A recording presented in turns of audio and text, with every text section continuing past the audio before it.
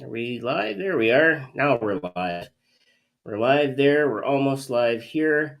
All good, all good, all good. Anything else that I need to say about this? Go live. All right. Welcome to Hypnosis Hero, the podcast where you can get hypnotized through the screen. And tonight we have a special guest and a guest making a return appearance. She's also pretty special. We like her a lot. So without further ado, we're going to get right into it because they have a lot of good things to talk to us about. And with that, I'm going to bring on my co-host, Mr. Brian Bay. So Brian. Hey, afternoon, Shawn. It looks like we are not on Facebook. Not on Facebook again. Oh, wait, hold on. There we go. All right, we are on Facebook now. Okay, we are on Facebook. So that should mean that we're live on YouTube, Facebook, and we're live on TikTok. So those of you that are joining us on TikTok, just so that you are aware, your chat, I will need to relay that to our guest tonight, but you are more than welcome to ask questions and interact with us throughout the broadcast, podcast, whatever we want to call it these days. Yeah. I have a thunderstorm outside, and I've warned everybody, if in case I happen to lose connection, Brian's in charge. Now that's dangerous. This is like the if the sky is falling was a live broadcast situation. Well, you never know. I just finished watching a bunch of videos of lightning striking trees and cars and boats and all sorts of things, and yeah, it could just be exactly that. You never know. In fact, I had a coworker about 4 years ago. Her roof actually took a lightning bolt, and there was a hole in the roof about that big, like just popped it right through. What I learned from that is every electrical appliance, computer, you name it, will fail over the next 3 years. So leave your insurance claim open until you replace them all. Oh, absolutely. So there you go. And you come here for information. You got information. We're going to jump into our tech tip. Any like big ticket items, computers, laptops, TVs, and everything. Go take a picture of the item and then take a picture of the serial number and stuff on the back so you can prove ownership. Back in 2007, I had a great, just a family near and dear to my heart that lost their house in the California wildfires, and it was all that was left was the remnants of a brick chimney and a foundation and a pile of rubble. And I'm like, I took my prom picture right here, and just dealing with the insurance companies was just such a nightmare. So, yeah, protect your stuff. All right. Oh, look at that. Why so early today? Well, Scott, you're going to find out. Funny you should ask. Funny you should ask, exactly. And Michael Brody, gentleman. Oh, I haven't been called that in a long time. And he uses that term loosely. Yeah, exactly. I'm like looking over my shoulder going, who's behind me? And all the way from over in the UK, Becca. Becca just messaged me. She goes, oh, much earlier tonight. She goes, that works a lot better. If only we could do it this early all the time, because I tell you, I know it's a late night for Becca and people that are across the pond, but even in the Eastern time zone, it's getting late for them as well. So for us in the West, well, the sun is just setting. So, and in Saskatchewan, I can see it set for 6 hours. I was got a couple days. Yeah, well, sometimes it seems that way. But we should get to our guests. Yeah, we have two tonight. We have two guests tonight, so I'm gonna double your pleasure, double your fun, extra value. So the Double Mint Twins. Okay, here's your fast fact: the Double Mint Twins are Katie Seagal's sisters. Katie Seagal from Married with Children. Oh, okay. Just so you know, fun fact. Peg Bundy. Yes. No. Awesome. All right. So our first guest is no stranger to the show. In fact, she was just on a few weeks ago. Dr. Jodie Solberg is a certified master hypnotherapist, transpersonal wellness coach, transformational speaker, and international best-selling author, holding a doctorate in counseling. With over 2 decades of experience as a therapist and a coach, an educational background of both social and clinical psychology, Jodie founded Psyched Up Success in 2019 to integrate her experience and expertise and supported clients of all ages and stages in their healing journey. Jodie's work focuses on helping clients heal from the effects of trauma and anxiety, overcoming addiction, removing mental blocks to success, gaining clarity and confidence, creating inner peace and work-life harmony, preventing burnout, and achieving their personal and professional goals while prioritizing self-care and self-compassion. Jodie is passionate about helping her clients feel empowered to foster secure attachment, build healthy relationships, and cultivate lasting personal confidence and self-esteem. And so, with that in mind, please welcome to the Hypnosis Hero podcast once again, Dr. Jodie Solberg.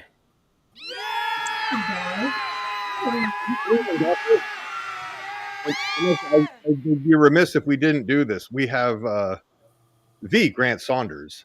We do. I see this. You and your other guest, and Grant also loves the new time. So he got home and he got home in time enough or fast enough to join us. But yeah, let's go on to. Want to bring our second guest on, Shawn, or do you want to have Dr. Jodie? She's probably got all kinds of good things happening. I know you were just actually doing a bunch of recording with our second guest. Mm-hmm. And our second guest, Cormac McColleran, has an academic background. It's rooted in business, coaching, psychology, providing a unique and comprehensive perspective that enhances his ability to create instant transformation in his clients' lives. Just so everybody knows, I just got back from the dentist about 3 or 4 hours ago. My mouth is still frozen. In case the words don't quite come out correctly, or with an OU, because that, we need to make sure that happens because it's a Canadian podcast. It's a fancy way of saying I swear I haven't been drinking. This, allied with his years of experience in regulating pharmaceutical and medical device industries, has enabled him to develop next level hypnotic techniques, including the ICANN transformation protocol, which I'm sure we're going to talk about tonight, that are simple to use and create mind-blowing transformations in his clients' lives. Recognized for his exceptional skills, Cormac has been honored with multiple awards in hypnotherapy and has gained national recognition through features in prominent national newspapers, TV, and radio programs. His ability to blend his expertise with genuine care for clients has made him a sought-after figure in the hypnosis and coaching community. And so with that in mind, please welcome to the Hypnosis Hero podcast, making his first appearance, Cormac McColleran. And welcome, Cormac. Thank you very much, Brian and Shawn. And good afternoon or good evening or good night from Dublin. Yeah. all of the above. Mm-hmm. So all right, Brian, take it away. Oh goodness. Yes, you're on. I thought you had all the bullet point notes, but all right, yeah. Well, I do. I have lots of bullet point notes, but let's jump in and we're just gonna send it. Yeah. All right, so you're up. I'm gonna ask you, Cormac, how did you kind of trip, stumble, and fall into hypnosis, hypnotherapy? Kind of tell our listeners what is your jam? Yeah, what's your specialty? I had initially, I had a background, as you see there, in medical device and pharmaceutical, which was not for me at all. I was in an area where, like, you're looking at continuous improvement of processes and systems. I tell people now I'm in an area of continuous improvement of people, and I prefer that to processes and systems. I became a coach maybe less than 20 years ago, and I suppose what I began to realize with coaching people was we'd create goals and we'd set milestones and we'd look at obstacles and we'd create this nice path towards success. And lots of times you'd see with your client, you think, you think you see them again in 2 weeks' time, you think they've made all this great progress, and there's been inertia. And I wondered what's stopping them from like following this simple path to success. Mhm. And I suppose that led me into becoming curious about the subconscious mind. And the curiosity around the subconscious mind led me into studying NLP and hypnotherapy. I didn't set out to become a hypnotherapist. I set out to become a better coach. And A better coach, meaning like what we would call in the United States a life coach, or yeah, kind of a mentor. yeah, Okay. absolutely. Yeah. And Yeah, so and so yeah, I started getting more and more into the hypnotherapy side of things. I suppose I started out, a lot of my initial training was around Ericksonian and conversational hypnosis that I could use informally in my coaching industry. And like I suppose everyone that's listening here tonight or this afternoon, once the hypnosis bug bites, it doesn't really let go. hmm And so, it sounds like helping people is pretty important to you. yeah, absolutely, absolutely. And I suppose, like, to me, thinking, okay, what's the best way of helping them, and like being able to work at that subconscious level of the mind, to me, is the best way that we can help them. So we're giving them access to their greatest asset, their greatest tool, and we're giving them ways to manage and control that can certainly change their lives very rapidly. No, that's awesome. Now, do you have a particular specialty, or what are the? I would say not the average, but more like the median. What's the most? What are the common things that people come to you for? Yeah. So, in my practice, what I've noticed more recently, especially since COVID, is a big uptake in people coming in for addiction. Okay. And I'm here in Dublin City in Ireland. I'm in kind of South Dublin area, which there's a lot of what I noticed, a big increase in people coming for help for cocaine addiction. hmm And a lot of these people are, they're kind of high society people. They're working as solicitors and lawyers. They're people that are well known in their communities, but they've got this affliction. They've got this problem, this cocaine addiction. And I started to notice more and more of it, that after COVID, it was no longer seen as much as a party, as a social drug. People are taking it at home, and taking it home more and more, and taking it by hmm themselves. And there's a lot of shame around it. And so I began to specialize more and more in addiction, and you know, uh, to work a lot more in addiction, and also to use that work and that experience to teach other therapists how to work in addiction. hmm So that's the main area that I've found myself in. And probably one of the reasons as well, Brian, what I began to notice quickly was, so you get to work with the client, hmm but really the impact you're having is far beyond the client that's there with you. The impact you're having is, his husband or her wife. It's Oh God, the ripple effect. Yes, children. absolutely. Yeah. And that was really big. I think that kind of impact, because I've seen how it impacts negatively on the people around them, their families, and all of that. So it you It get it's more of a super sense of being su- impacted. it's super rewarding, isn't it? Absolutely, yeah. And I've told the story before, but uh, kind of cliff notes. A lady that I met, she was we're gonna meet up and hang out, and then she calls me and goes, "Oh my God, my neighbor saw this little bitty garden snake in her bushes." And so she was in the Mhm. process of renovating her house, and she goes, "Oh my God, I finally came out of a horrible divorce. I got my kids enrolled in school. I'm finally kind of having some success in my life." And as far as she was concerned, this was like this, anaconda that you see in the, South America type of a thing. Right. And she's like, "I've got to go and burn my house down and sell it and put it on the market and start all over, pick up and move." And so I was like, "Okay, let's calm down.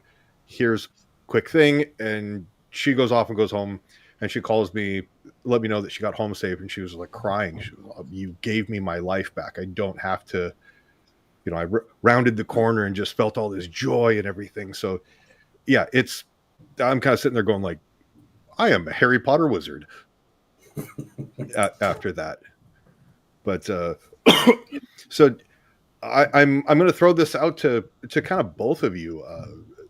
Is how did the two of you guys link up and connect? And I know I'm going to let you guys speak on kind of what you guys have cooking. Well, Jodie, you take it away there to start out with. Yeah, I can tell you how we met and connected and decided to start working together. We actually were both speaking at the Heartland Hypnosis Conference in St. Louis in the spring. And we were actually both working with the Ellmans, with Larry and Cheryl Ellman. And I've been working with Cheryl for the last couple years. I do sleep talk for kids and parents, as well as we were both talking to them and in the process of becoming Ellman trainers.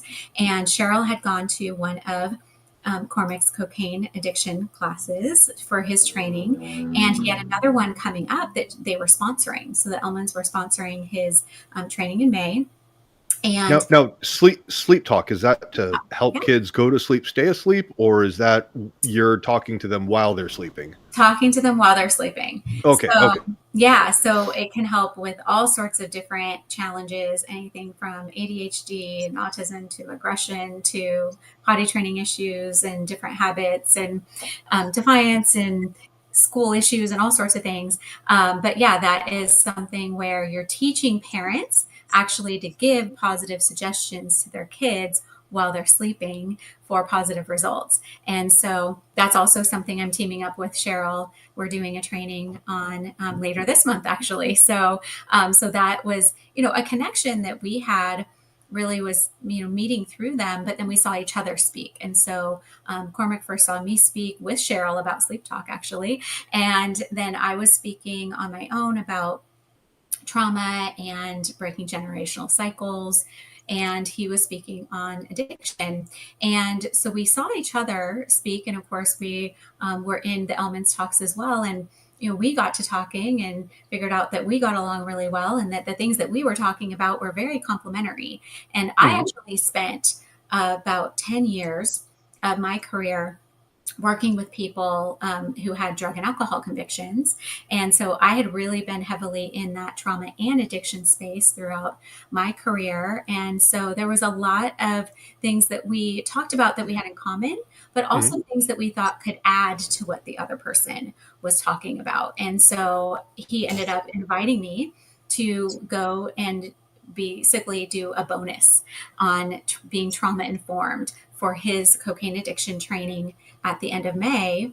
And so I came in just so that we could see how it would go over, really, and see how we work together. And so, he can tell you a little bit more about the feedback and what his impression was of that. But basically, people loved it and wanted more. And so we put together a training of our own. And I have a question on the sleep talk. Yeah. If you have, obviously it's easier with parents who have kids because there's multiple people.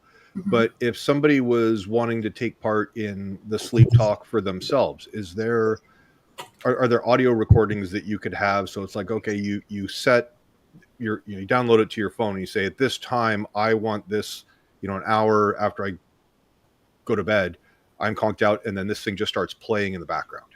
Absolutely. Yeah, you could do that. And we do recommend that too. Let's say if, you have parents, that either multiple parents in the same household and one of them is away, or let's say they're, separated, divorced, live in different households, you could actually record one of the parents. And so both of them are actually delivering the messages each night to the child even too. But yeah, there's a lot of times that we use that for kids. You can use it for yourself. We've actually had good success, and there's people who are doing research right now using that even with people with dementia. So there's a lot of uses for sleep talks. You said something about like when one parent goes away or travels or something. I'm thinking two separate things here.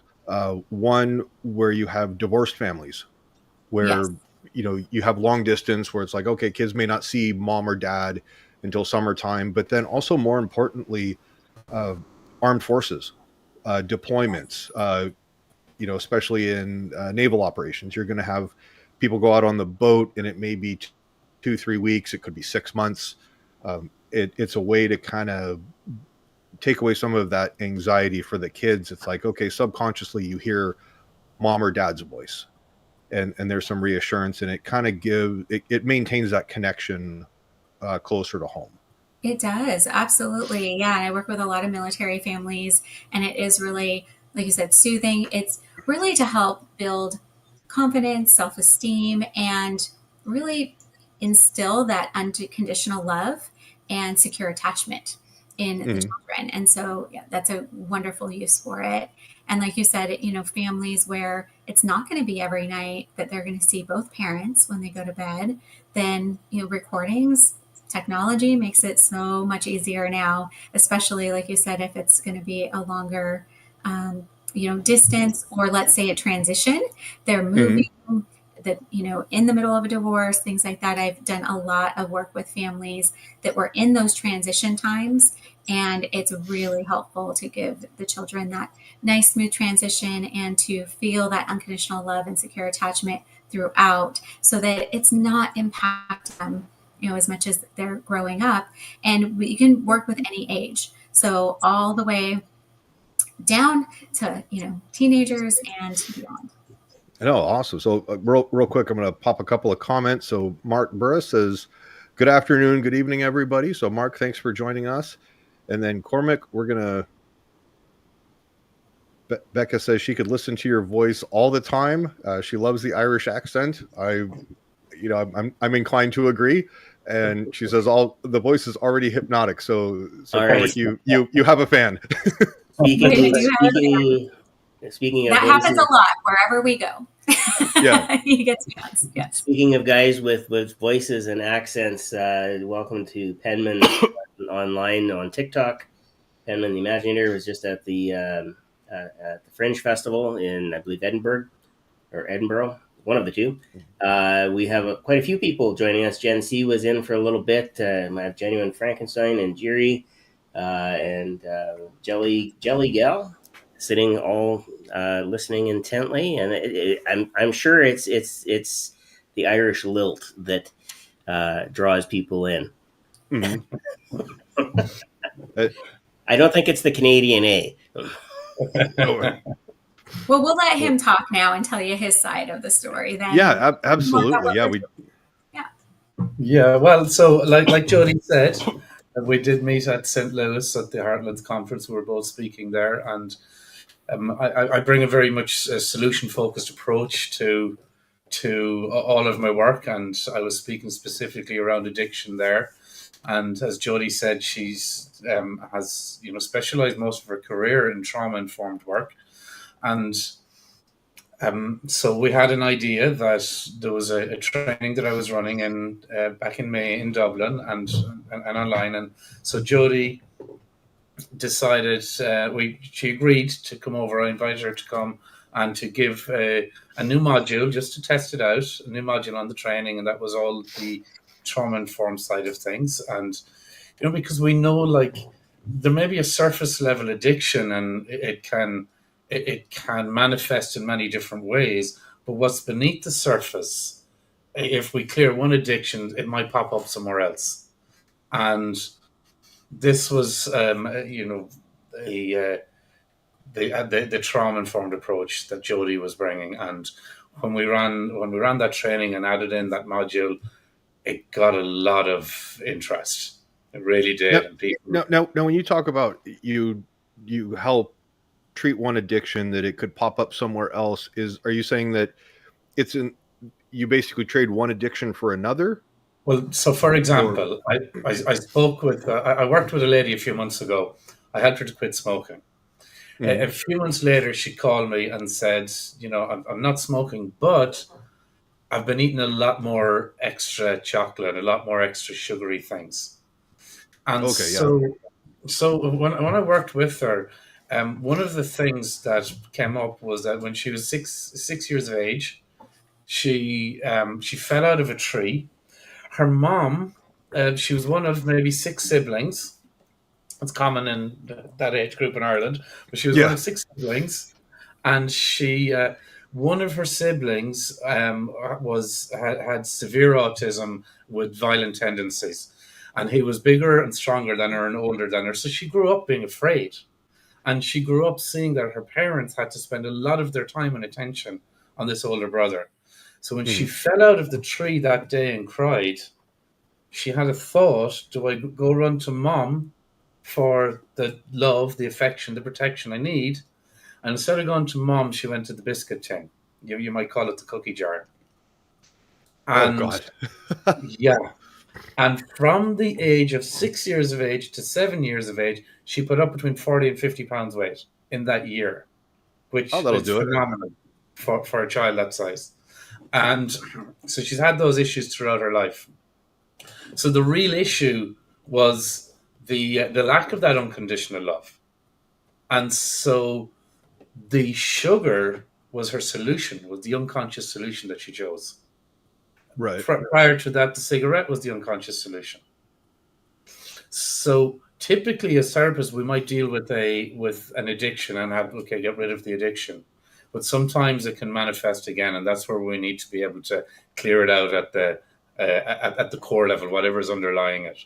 This was one of the big skills and one of the big additions that Jodie brought to the table. And so we kind of figured, we had like an aha moment that we've not seen it being done very well. And we're both in the industry. We've combined experience of over 40 years in the industry. And we've not seen it been done very well before. So we decided that we would try it out, and we piloted it in Dublin that time in May. And people just kept asking for more and more of it. And so we started, we're running master classes and things like that in it online. And the response has been phenomenal. It's been an awful lot higher and more better well received than we ever expected it to be. So I know, Jodie, you are strictly on the therapeutic side, correct? Like you don't perform on stage or... Yeah, that's what I thought you were asking. Yeah, no, I'm just on the therapeutic side. Yeah, I don't do performance. Mm-hmm. And then Cormac, is that the same for you as well? Yeah, I'm a therapist. Yeah. And so we've got a question from Mark. He says, question about hypnosis for cocaine. What suggestions are used to minimize the perception of withdrawal symptoms such as irritability or fatigue?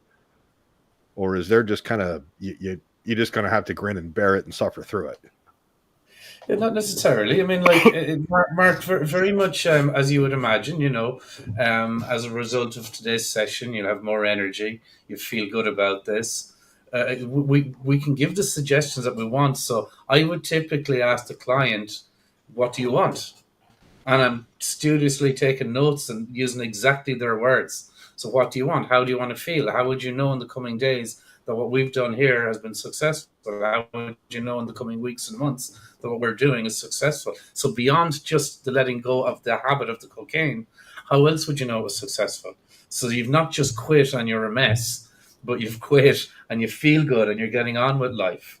So it's a very, it's a powerful question for anything that someone comes to you for. How would you know over the coming days, weeks, months that what we do here has been a success? So there's a few little facets to it because you're already presupposing that it's going to be a success, which is powerful for them. And then you're getting their words. They're telling you what they want, and we need to hold a space for them to answer that question correctly. And we need to probe a little bit because it might be one of the first times they've really thought about it in that way. But is it also kind of a way of reframing where you're like, okay, if you find yourself being irritable or feeling some fatigue, that's your body fighting off the addiction. You're withdrawing and you're taking that step back, which is a good thing. We know that it's working. Absolutely. We can reframe it like that, Brian. That's fantastic because you're kind of nearly binding them in that no matter what happens, it's a good thing. Yeah, it's like I've had I've crashed on dirt bikes and stuff before, and it's kind of one of the first things that you do is like, can I wiggle my toes? Does it hurt down by my legs where I hit? Okay, yes, I still have feeling down there. That's a good thing. Yeah, absolutely. You know, if you're like, I feel absolutely nothing and it's numb, it's like, that could be a problem.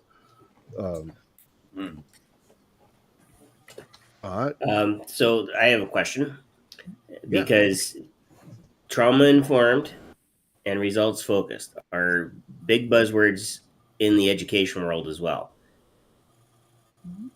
And mostly because of the pandemic and the way our students have come back to us, and in fact, the way some of our staff came back to us.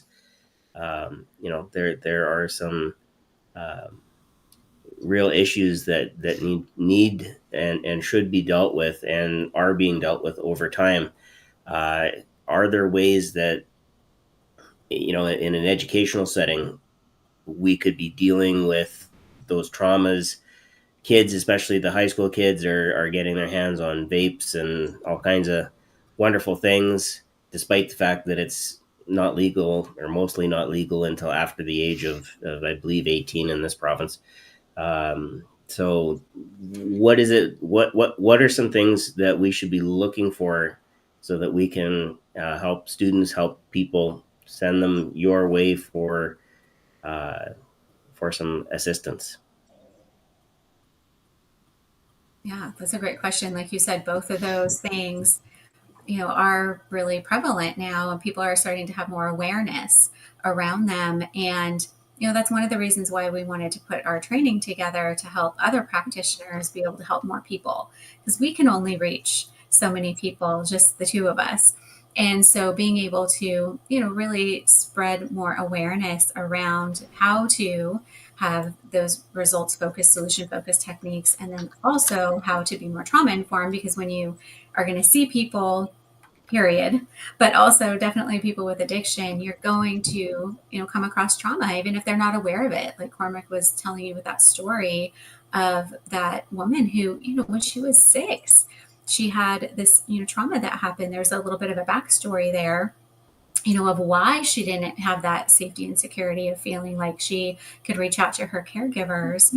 And so we want to look for that in people, and with children, we were talking about sleep talk earlier, really helping people to be aware that it doesn't necessarily have to be what someone would think as like this big T trauma, this big thing. It could be, not being able to express emotions as a child, or not feeling like you have that safety and security of someone that you can go to for help when you fall down and hurt yourself, or whatever the case may be.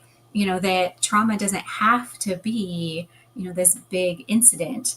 It could be something smaller that we then internalize in a certain way that then affects us. And so, if you're talking about, because I worked with kids for years, I worked with teens and after school programs and group homes, and that had to do with trauma and addiction.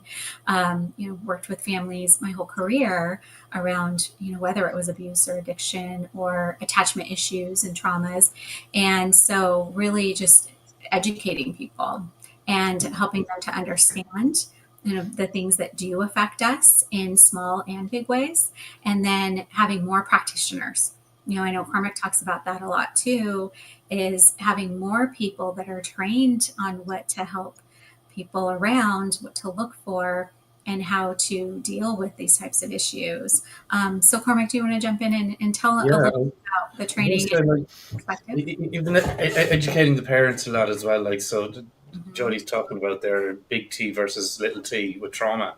And like a teenager can maybe derive all their self-esteem, and they may have learned how to derive all their self-esteem from being good at something. So maybe being successful and trying hard to please mom and trying hard to please dad. So if dad was a guy in the football team or the hockey team, then there's this kind of pressure on. And if dad gives more praise for being the captain of the hockey team, as opposed to not being on it, or if talks about the neighbor who's the captain, what the child is actually experiencing is not unconditional love, it's conditional love. And that forms a big part of a small T for trauma. That can be something then that it as we grow into adults, it impacts our self-esteem, but it impacts it as a teenager as well. So I'm not worthy of love unless something. And so to be able to educate, you're asking, Sean, in an education setting, for parents to understand this, to understand the impact that they have on their children. But lots of times, a parent would bring their child to a therapist and say, "There, fix the child." Really, it's the parent that needs to be worked with. The children are still just reactors and responders. And they're trying to find their way. Now, one other thing I would say about working with, I don't work with children, but I do work with teenagers. And they've got great flexibility in their mind. So a 15-year-old as opposed to a 45 or 55-year-old, they've got great flexibility. Which means that the transformation can be quicker, they can be a lot more receptive and responsive. The main thing would be something around vaping, that they've got to understand, they've got to get that it's a problem for them. If they don't get that it's a problem for them, working with them in hypnosis to help them get rid of vaping is going to be a hard sale. But if they do understand it, that like a lot of them could just drop it anyways, and maybe the hypnosis is the ceremony part. But they do tend to be a lot more flexible in their thinking, therefore a lot easier to make changes for them. And the last thing I would say personally about working with teenagers, no matter what issue they come to you for, I would say always include something into your sessions around boosting confidence and self-esteem. Always do that, because like the impact it has on them at that age is going to be fantastic. You're setting them up with something for life. Now, I've got it's a question, and at risk of sounding just completely insensitive to anybody who's trying to seek help. And I'd say probably this is more pertinent or common with teenagers. Have you ever run across somebody where you just have to flat out tell them, no, there's nothing wrong with you? Like, stop trying to invent this trauma because all the cool kids have some sort of PTSD because somebody got their order wrong at the coffee shop, or, their friend drove fast and it was like, oh, somebody kind of tried to merge into you on the freeway or the roads. And they're like, oh my God, I hear it so often. Like, oh my God, it was just so traumatizing. And I'm kind of sitting there going like, no, you've never been almost blown up or shot at, or, you fall out of a tree and there's like a major head injury and you think, you know what, snacks are going to make it better. Have you guys had to come across that where you kind of just have to be that harsh voice of reason to just tell them like no? I would always say, if you don't mind me jumping in there, Jodie, I would always say, first of all, I say to every client, there's nothing wrong with you. It's only these thoughts and emotions that you're entertaining. And I'll do that with my hands, and I'll separate using visual cues, just so they get there's nothing wrong with them. It's these thoughts.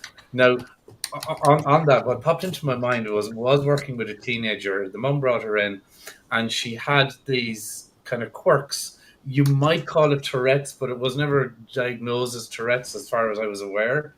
She had these quirks that she started in school.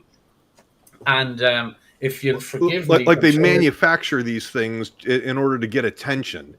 They have, and I know we're past the curfew hour for language here where I am, so I'm going to show you one of them that she had, and one of them absolutely. She do it in school. Teachers was, "Fuck you," and she would do that, and other ones, and so she was showing me a few of them, Brian, and I was sitting thinking to myself, this sounds satisfactory. Like this sounds like the satisfaction. She's getting the satisfaction out of that. It's a game. She's hiding and.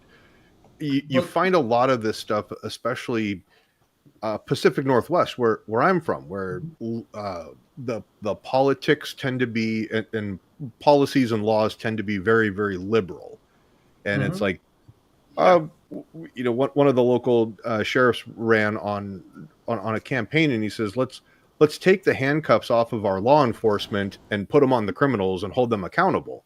Where it's like the kids go, what? The teacher's like, well, you can't touch me. I could flip you off. I could do everything, you know, set fire to your car, and you can't physically touch me or you get in trouble. Yeah, Europe is like that as well. And the thought I had about that girl, the question I asked her was, and she had like some of these things, and the question I asked her, which no one had thought to ask her before, was, which of those is your favorite? And she stopped and she had a little unconscious moment, and she said, "Oh, this one." And Yeah. what I allowed her to have was that I created a space for her that wasn't the problem. There's a lot of similarities between working with addiction. That wasn't the problem for her. Right there in that moment, that was a solution to a build-up of a stress inside that she wasn't aware of. Mm-hmm. And that was the solution her unconscious mind chose, and it chose a few of them. But the problem was that they were not appropriate for life, for friends, for school. And so we helped that part of her that was looking for that solution to just find a more appropriate solution. And the mum brought her back into me a week or two later, and she had all but stopped it. The behaviour had stopped, and she was getting on with life. Mm-hmm. And like I said, it's like the attention getting. It's almost like, hey, I can get away with these things, so I get some type of satisfaction. Like I've got some semblance of control or feeling of invincibility, and all they're doing is masking some just ridiculous insecurity. And you've got TV shows like America's Got Talent or Britain's Got Talent, or the reality based talent stuff, and they go, okay, well, we're going to bring someone on stage, insert tear jerking sad story of something that they overcame, and it's like, okay, well, now we've got to, what about the people who just genuinely have talent and their parents made good life choices, and like there's nothing wrong with them, they're just good at what they do? Oh no, we can't have that. And it's almost like, from a societal standpoint, it's being, we're conditioning to have this victim mentality instead of, dare I say, a kind of a warrior mindset, where it's like, no, let's go out and, crush life. Let's, my security, there's security in my success. If I'm educated, I can't be taken advantage. It's less likely that I'm going to be taken advantage of. If I plan things, there's financial stability, which means I'm going to eat. There's going to be a roof over my head. There's less ways for people to control me and having to fight against society. And I think, like what you guys are both doing with coaching and building confidence and kind of stripping away all the minutia that is life, you're really making a positive difference. And Mark Burris says, well put. As a parent, I think this is towards you, Cormac. As a parent, we don't necessarily have the experience to best help our teenagers. And I was just talking to a friend of mine, or my friend Brent. We were having a conversation with Grant, and Brent does wealth management. And he goes, I want to be involved with everything, but I don't do my own dental work. I'm involved in the decision making, but when you need to bring in the experts in the field, that's where it's appropriate. And then Scott King. Yes, I know. I had 2 of them in my mouth today. Yeah, dental procedures, right? Yes. not for Brian, I said, and demonetized. Get demonetized. Scott King, I think he was kind of saying, Scott, correct me if I'm wrong, if it was more of kind of a facetiousness of the attitude is praise your children for their effort, not their outcome.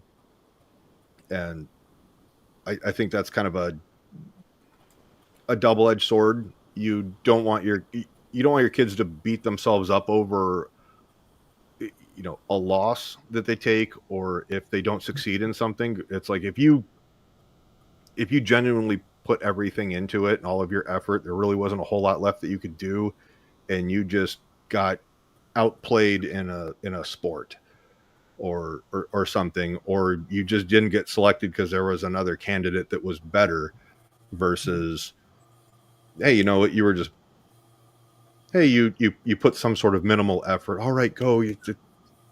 you make excuses for them. And if that kind of makes sense. Yeah, I guess the one way to sum that up is it is entirely possible to put forth your best effort and still be beaten. That's not weakness. That's life. Yeah. There will always be somebody that is going to be better than you, and it's not a failure because you didn't win. There's that fluke goal on game 7 that you guys are like 4 overtimes in, deep into a game, and you're like, look, the puck bounced an awkward way, but like you guys fought hard, and you can tell that there was nothing left out. You guys left it all out on the ice. Hold your heads high for that. Versus just everybody gets a participation trophy. Yeah, there's a spectrum there. And there's one end and then there's the opposite end. And so, yeah, absolutely. I think it's important with that unconditional love and, confidence and self-esteem to be able to not be only achievement based, is like what Cormac was saying earlier. And that's important for it's not to feel that pressure and expectation to always have to achieve in order to be loved. And like you said, there, can also be the other end where there's that kind of minimal effort and things that you're talking about too. But I think when Scott was saying that, I think it was in response to what Cormac was saying about the achievement-based love. Scott says, Brian, it's like the pain chart, 10 being the worst pain you have ever been in. Scott, we're going to leave my divorce out of this, but I told you that in confidence. The other piece to this, and I'll put this squarely on the school system. Years ago, teachers got away from really focusing on process. How do we know this is the right thing? The right answer, the right whatever. Especially in math, there's always a process to add 2 + 2. Some of us still don't get it quite right, but that's okay. As long as you understand the process, you're adding, right? But what happened along the way was we demonized failure. Mm-hmm. And I think a large chunk of the issues that students come up with, but society in general, it stems back to not being willing to get out there, take a risk, understand, it could work really great. It may not, but that's okay. It may not. Oh my God, what am I going to do? The rest of my life is going to spiral down. How do I fix it? How do I self-soothe? That I think, there are some things that are changing in the education world. We're going back to learning more about process because AI can give us the answer to pretty much everything, and it's a little smarter than most teachers. I didn't say that out loud. But at the end of the day, it's about helping people grow in a healthy way so that they can take a running start at life. And when you don't get that, it's good that we have people that are there to say, okay, I may only have a small T trauma, but I need some help with this because in my mind, it's not a small T, it's a big T. Like it is the rock that's in my path. I can't get rid of it. How do I do this? Without continually banging my head against it. And, again, more of us are necessary. And Scott brings up a great point. He says, just because someone else has had a subjectively worse trauma doesn't mean that they are not experiencing that event as trauma. And it kind of takes me back to a Jocko Willink story, the former Navy SEAL. He goes, I was getting, doing a mission workup and everything after deployment. And he goes, I'm home in San Diego. And my daughter comes home from high school and she's just like, oh my God, my life is over. I didn't get asked to the prom, or somebody said something bad about me, or whatever little drama garbage that she had. And, he kind of blew up at her and was like, what do you mean about this stress? This is nothing. You don't know what stress is, and kind of is full in like commander mode. And then he kind of has to stop, and she storms off to her room and slams the door. And then he kind of goes, oh no, like, all right, now I got to put the parent hat on. And he goes, I had to go back in and go, honey, tell me what's wrong, because he's thinking global war, conflicts, this, that, and the other. I don't have time to deal with her. And then he goes, her world is that high school. And right now her life has just come crashing down. And now I've got to be there to go kind of talk her through it. And it's not that she wants a solution. She just wants dad to go, oh my God, honey, that sucks. I'm so terribly sorry. I bet this other girl's like feet smell or something like that. But she just wanted to have like the validation and know dad's here. I'm not crazy, those types of things. And get to a couple of comments. Mark says, one of the best ways we can help our kids is to keep them from the self-importance trap. And I could not agree with that more. And then Scott went to clarify. He says, I definitely meant praising them for the actual effort, not just for showing up. So yeah, that does make sense. And I'm going to go out on a limb where Scott's saying, hey, there's genuine effort. Encourage that, even if the outcome is not what they had hoped for. Yeah, absolutely. I think all of those things are really key.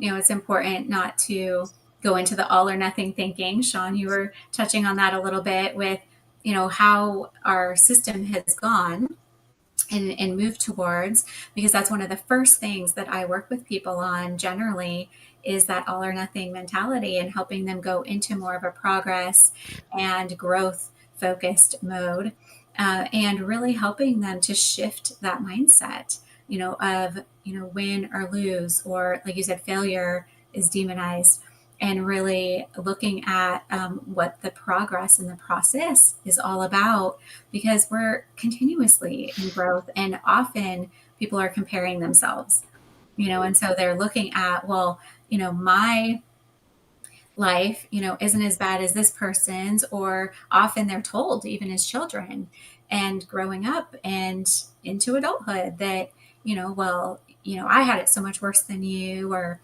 stop crying or I'll give you something to cry about, that kind of thing, right? That's definitely a generational thing that most of us have heard. Mm-hmm. So, those types of things, when we're looking at, that comparison trap, and of course it's so much worse now with technology as well, people are really coming in to see me, and they're, really in that all or nothing mentality. They're really looking at comparing to other people and trying to minimize and wondering, well, what's wrong with me if I can't handle this, because I should be able to handle that. And so they're putting that judgment on themselves. And often what that ends up resulting in is them stuffing and internalizing those feelings, suppressing them, and then they end up coming out in habits, in these addictions, because they don't know how to deal with that. That wasn't modeled for them. They didn't learn how to do that. And so now they're, turning to these unhealthy habits and behaviors that are really harmful in their lives, because they were just trying to cope. It was their subconscious strategy to try to protect themselves, take care of themselves, comfort themselves. But it's not the intention that was wrong necessarily. It's they chose that strategy. And so we have to look at what the habit and the behavior is. And that's a big result often of that comparison, that all or nothing thinking, and that conditional love. Yeah. And I think it touch on that unconditional part. You also need to be able to compartmentalize and be able to explain, because one of the things I used to say to my kids all the time was, I love you unconditionally. You're my child. That will never change. Right now, I really don't like the behavior that you're exhibiting. And, can we go back to the stuff that doesn't require dad's foot to go in your ass? Because that's just a lot less paperwork for everybody. And, we all can all go back to being friends.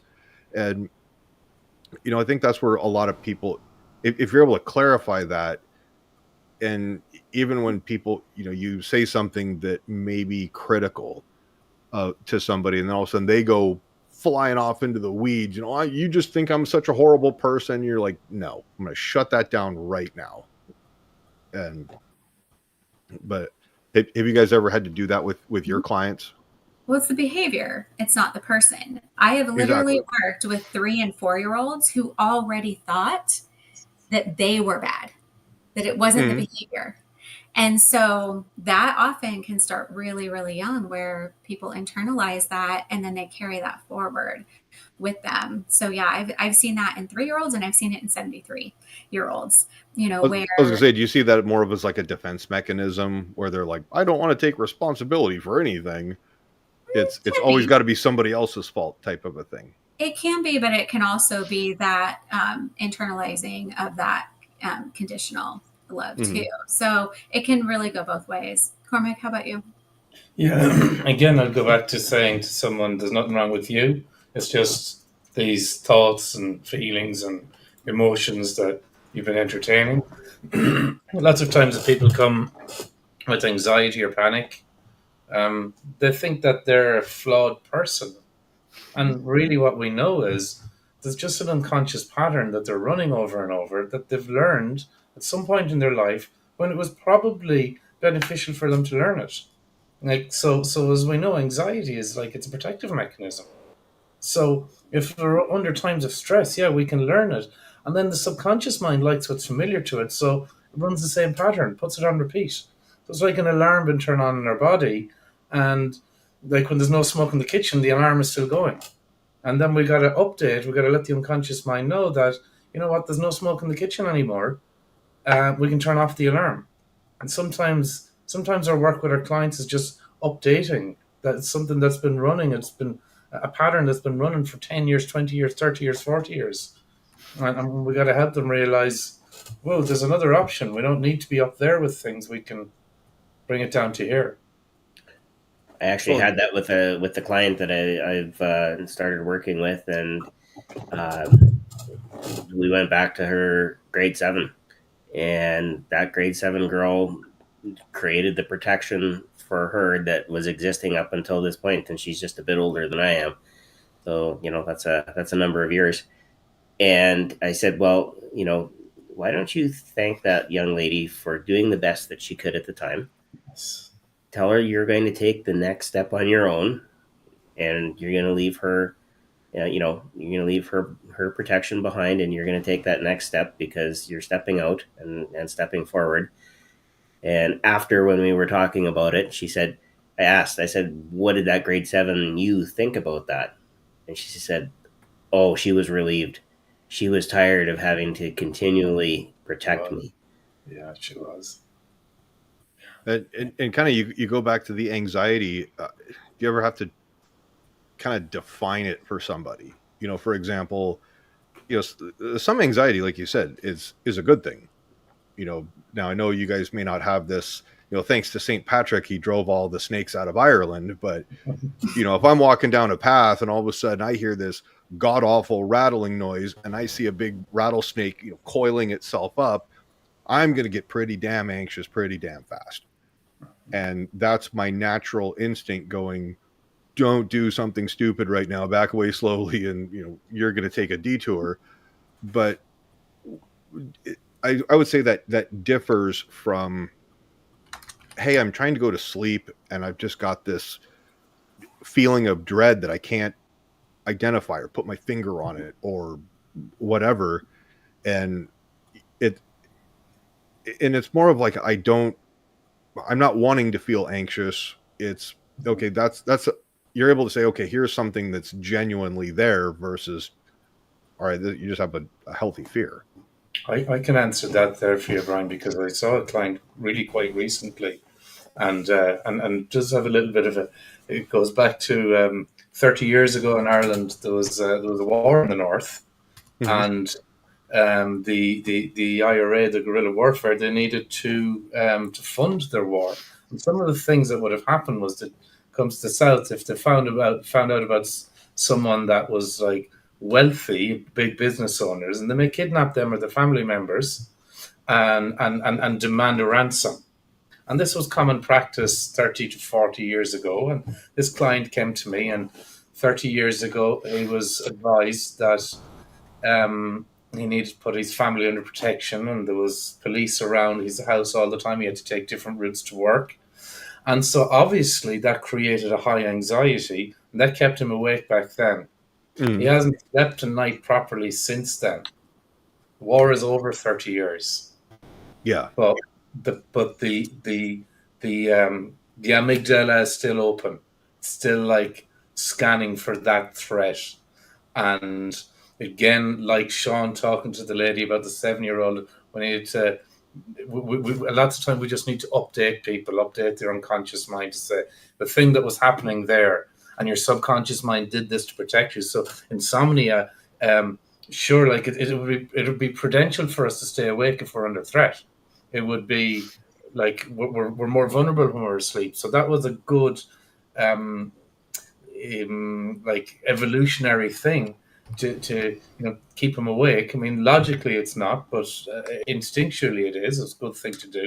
But we needed to update that that's not happening anymore, and that pattern that was created can be turned off. The alarm can be switched off. Yeah, and Becca says some anxiety, exactly, some anxiety is good and keeps us safe, but anxiety when it takes over daily life is absolutely horrible. And where I was kind of going with that is that somebody can say, hey, he's feeling a little bit anxious. All right, it's an adjective to describe a certain feeling versus a clinical diagnosis. And when I was kind of like, hey, I'm going to get anxious really fast when seeing a gigantic snake, it's not anxiety. It's just a natural, instinctual, healthy fear that says, hey, there's danger ahead. Don't go farther. Now, when I go skydiving, when we open up the door and it's like, all right, we're 30 seconds from go time, you get a little bit of the butterflies and you're kind of like, all right, like, look, this is just going to be fun. And it goes away. But yeah, that just having seen an anxiety attack where No, did Brian just freeze up? I think so. It's all Brian. It's all Brian. Yeah.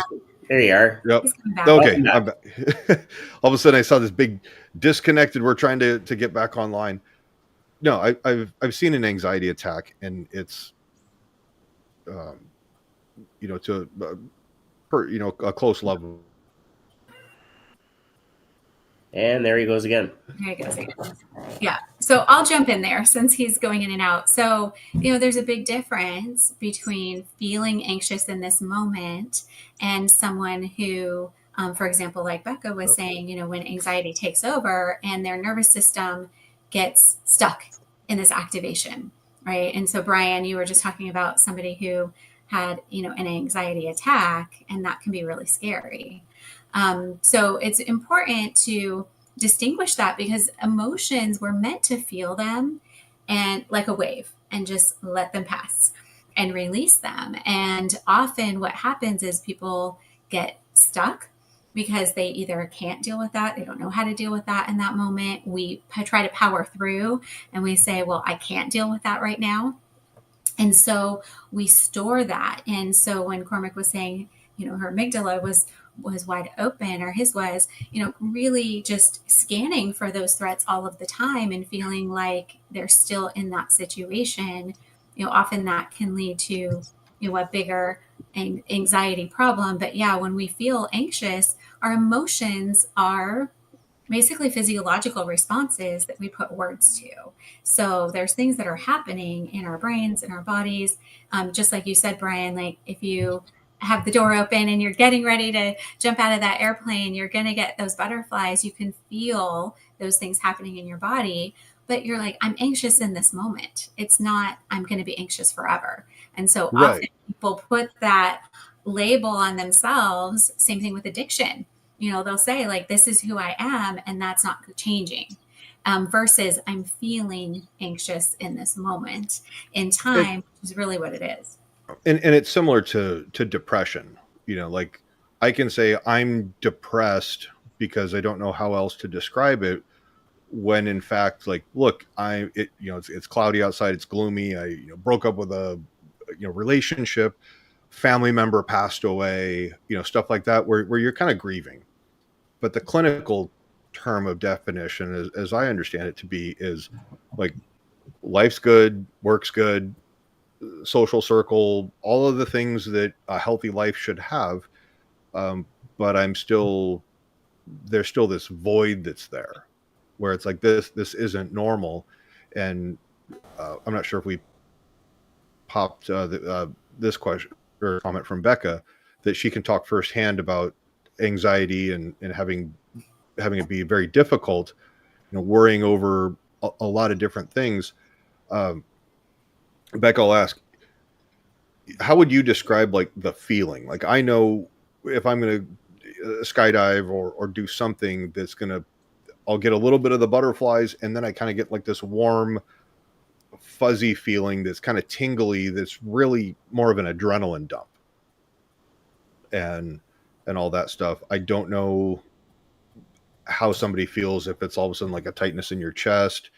Jodie or Cormac, if you guys have any way to weigh in on that, Everyone defer to your experiences expertise differently. That's the thing, is everyone's experience is going to be a little different. So, some people might get sweaty palms, they might get the butterflies, they may get that tightness or that heaviness, like you said, in their chest. They may have their breathing or their heart rate change. Like you said, depending on the different chemicals, the different hormones and neuropeptides that are running through, they might have some different things that are occurring. Everyone's going to experience that a little differently. It's important for us to recognize and to teach our clients to recognize what those emotions are and then how to process and release them, versus really not dealing with them or not being connected to what that means, because sometimes that can be really scary, especially if somebody hasn't had that experience, or that was never modeled for them, of like, it wasn't safe or it wasn't okay for them to experience their feelings and to express those and to get that reassurance and that comfort back. Then often they will just shut them down and they'll move on. And now we lost Brian completely. I know. I figured I was going to be the one that was going to go. That's thunder and lightning. Well, we'll be passing over him. Yeah, that's okay. I got a message from Brian. His connection went offline. He's going to restart. He'll jump back in. But I see Mark was saying he had help from a hypnotherapist, with anxiety. And often, people are anxious about the past or the future. They're worried about those things. Or they might be ruminating on that current situation. So that's something wonderful that we can do for people, is to help them to look forward, or to be able to get out of whatever they're feeling in that present moment and feel that that's not going to be forever, it's just for right now. And Becca just wrote in and she says, depression is way different than just sad and depressed. Depression is more nothingness, giving up and too tired to care. Yeah. There's a big difference between clinical depression, like diagnosed condition, and generalized anxiety disorder, other things like that, than what we're talking about, for sure. And Cormac, share a little bit about, because we talk a lot about addiction, obviously, and trauma. And one of the things that we talk about a lot, because we follow the teachings of Dr. Gabor Mate, and he talks about, not why the addiction, why the pain. So we're looking at what those underlying root causes are more for that. And, often people ask us questions about that when we're working with addiction. Well, what are you doing? And we talk a lot about how, it's any of those unwanted thoughts, feelings, and behaviors. So do you want to address that on this side of what we're teaching? Yeah, sure. So, one of the things I would say, when I work with a client on, like, if we kind of stay in the anxiety space or the depression space, this is my personal approach. I'll pick up my bottle of water and I'll say, there's a bottle of water, I can pick it up and put it down. I'll do the same thing with my phone, I can pick it up and put it down. And I'll tell them that anxiety is not that. It's not a thing I can pick up and put down. It's not a noun. It's a verb. It's an action. It's something that you do, not that you have. Because think about that. As soon as your client accepts that it's something that they do, they're empowered. If it's an outside force acting upon them, they're a victim. So now if I realize it's something that I'm doing it unconsciously, of course, but if I realize it's something that I'm doing, well, then I'm empowered. I might ask the question, well, what is it that I'm doing? Or what can I do differently? And when we get them to that level of thinking, and I know Tony Robbins speaks about it a lot, there's 3 ways that you hold on to an emotion, a state of being. You do it with your thoughts. What am I ruminating on? You do it with your inner voice. What's the narrative that's in there all the time? And then your body. I mean, where am I carrying? Am I sitting up straight and strong? Am I slouched? Am I carrying pains, headache, tension, stress, knot in the stomach, neck, shoulders? Am I looking down? So there's a way that we do anxiety. There's a way that we do depression. And often, when I feel it's appropriate, if I'm working with someone that's got depression, I will ask them to do it for me. And they kind of look at me a bit funny going, well, I feel like this and I feel like this. And I said, don't tell me what you feel like. I say, actually do it. Show me depression. And often you'll have a client who's just told you that they're depressed every day for the past 20 years. Often they'll tell you, well, I can't do it now. I said, you just told me you're an expert at it. Show me how you do it. Right. And then when they get it, they'll start doing it. And their head will go down, and then we'll ask. So they'll do it. This is a really nice little technique to do. Get them to do it, then break their state with a joke, get them laughing, get them out of it, and then say, no, I want you to do it again. Do it again. Let's watch them doing it. You can almost handle drunk people the same way. Yeah, you could do that, yeah.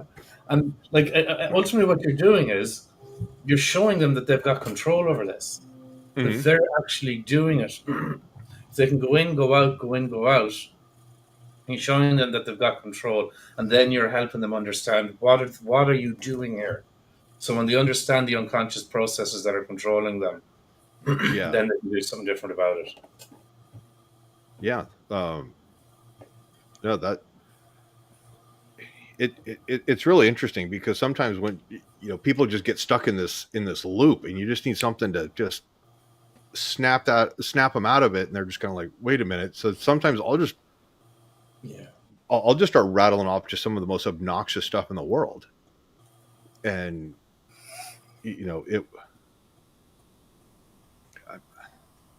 I'm kind of on the fence if I should tell this little brief anecdote or not. But is it an anecdote about a fence?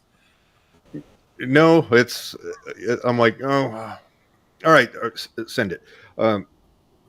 So every Friday night, usually, my friend Roger will host what we call Friday Night Fellowship. So we just sit on his back deck, sort of a potluck type thing. And then I'm sort of like the designated private bartender for everybody. So a friend of ours that came over, we haven't seen her in probably years. So she comes by and just big hugs. We're super excited to see her and everything. Well, she ends up having too much to drink, and some of the stuff snuck up on her pretty quick. And so at the end of the night, when it's time to go, let's put her in the car to get her back home safely and everything. And she's doing the typical drunk person. No, no, shut up. And she's getting super emotional.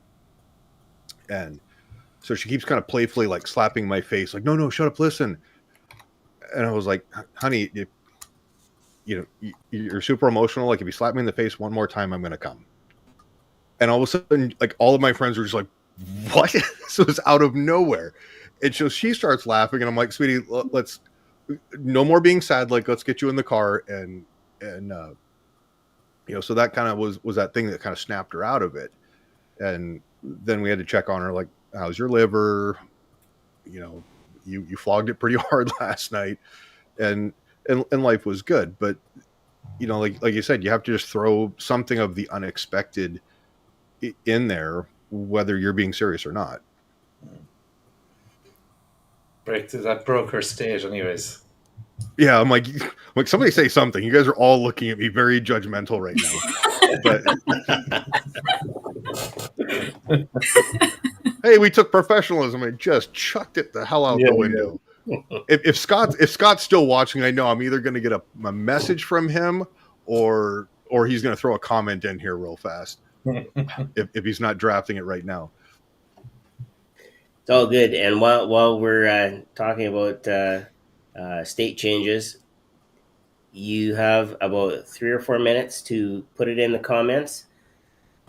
Friend or frenemy for both Dr. Jodie and Cormac. Place your vote now. Do not spill what the question is about. For those of you that know what the question is. I don't want to mention any names, but it's maybe people from England that have run afoul of this before. Notice how I said England and not the United Kingdom. Because Cormac's like, I'm first time on here. What did I do?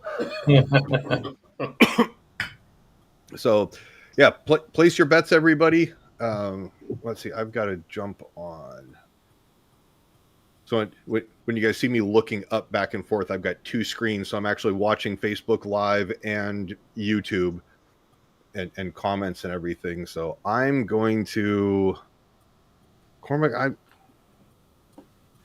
my spidey sense is I'm going to go... I'm going to place my bet. While Brian's typing his vote, Becca says, I think friends. I'm voting friend. Mark is going with frenemy.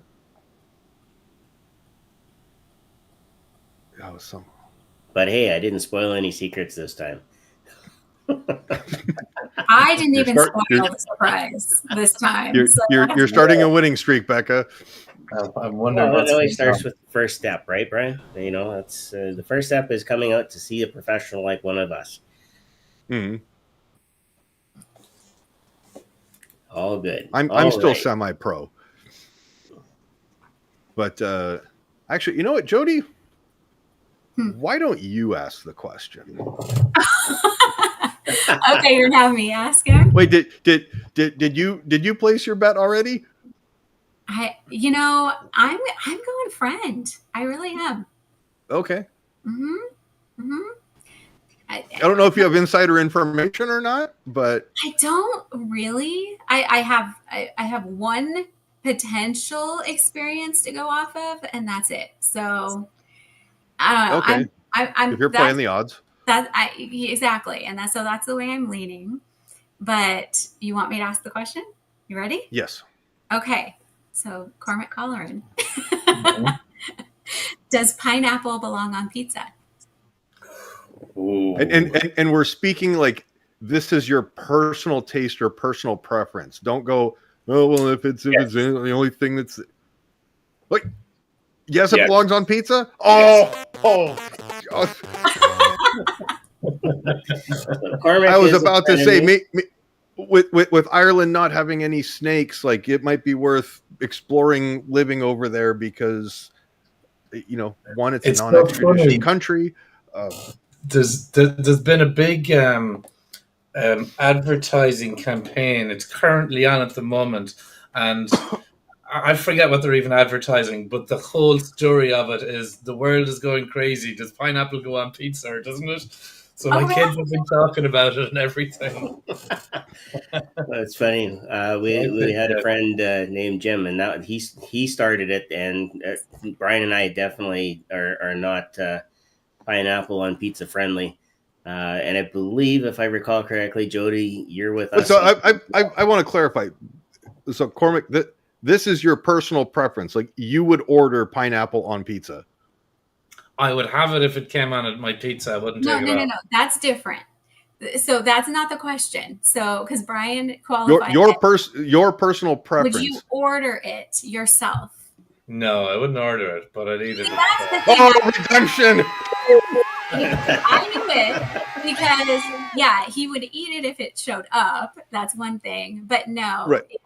That's where my educated guess was going. Oh, Becca says Right, that's it. Even though I love your accent, I don't like you anymore. But I think Becky, you can retract comments previous. Do we like the Irish again? Thanks, So- Becca. It's just something new and exciting because they've been putting it in commercials there. But yeah, that's a whole different thing than I would order it. Yeah. All right. He's still okay. I can You've been redeemed. She's a fan again. We had a moment, but Yeah. I think Yeah. it'll be Oh, It's all good. I think it is time to jump into that hypnosis portion of our podcast. We should throw the disclaimer up. And I'm not, I know Mike and Chris, when they're doing their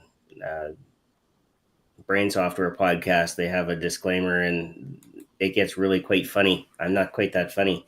I'm more interested in making sure people they aren't doing things they shouldn't be while getting hypnotized. So for those of you that are listening later, or you're listening on audio, hypnosis relies on focus. Mark Barra says pepperoni, pineapple, and ham. Mark and Scott can go ahead and have those pizzas together because Brian and I aren't going to touch them. Mark, Jim is dead to you.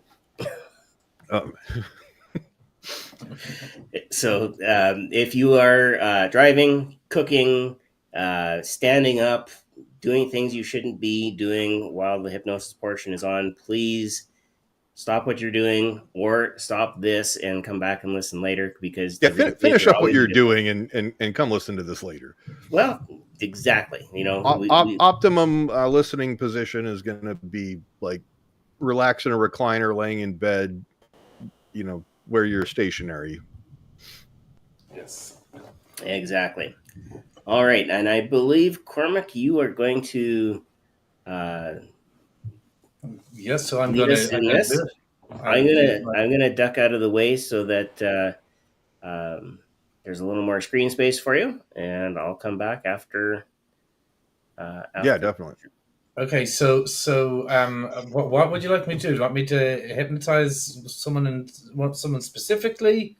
And like, obviously, this isn't a therapy room, but if someone has a small issue that we can talk about for a minute, then we can work on that.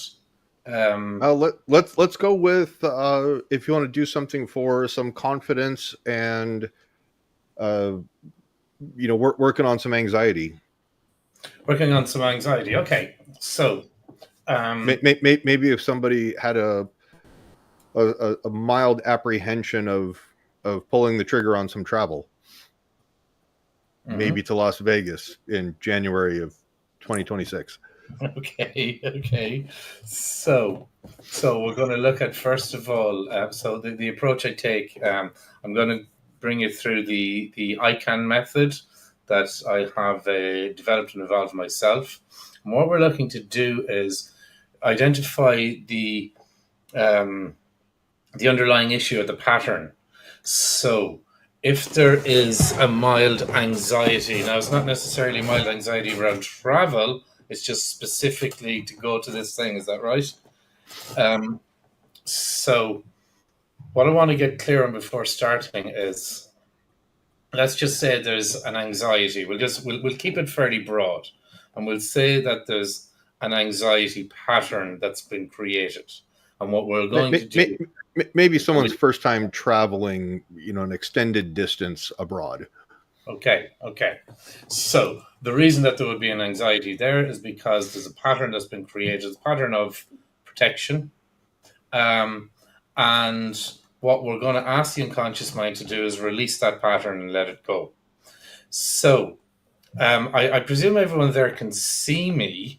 So if anyone wants to take part in this, if you're in my clinic, at one point in the session, I would take your arm and I would put it up like that. So what I would like you to do, if you want to take part in this fully, at some point during the session, I'm going to say, raise your arm like that. Okay?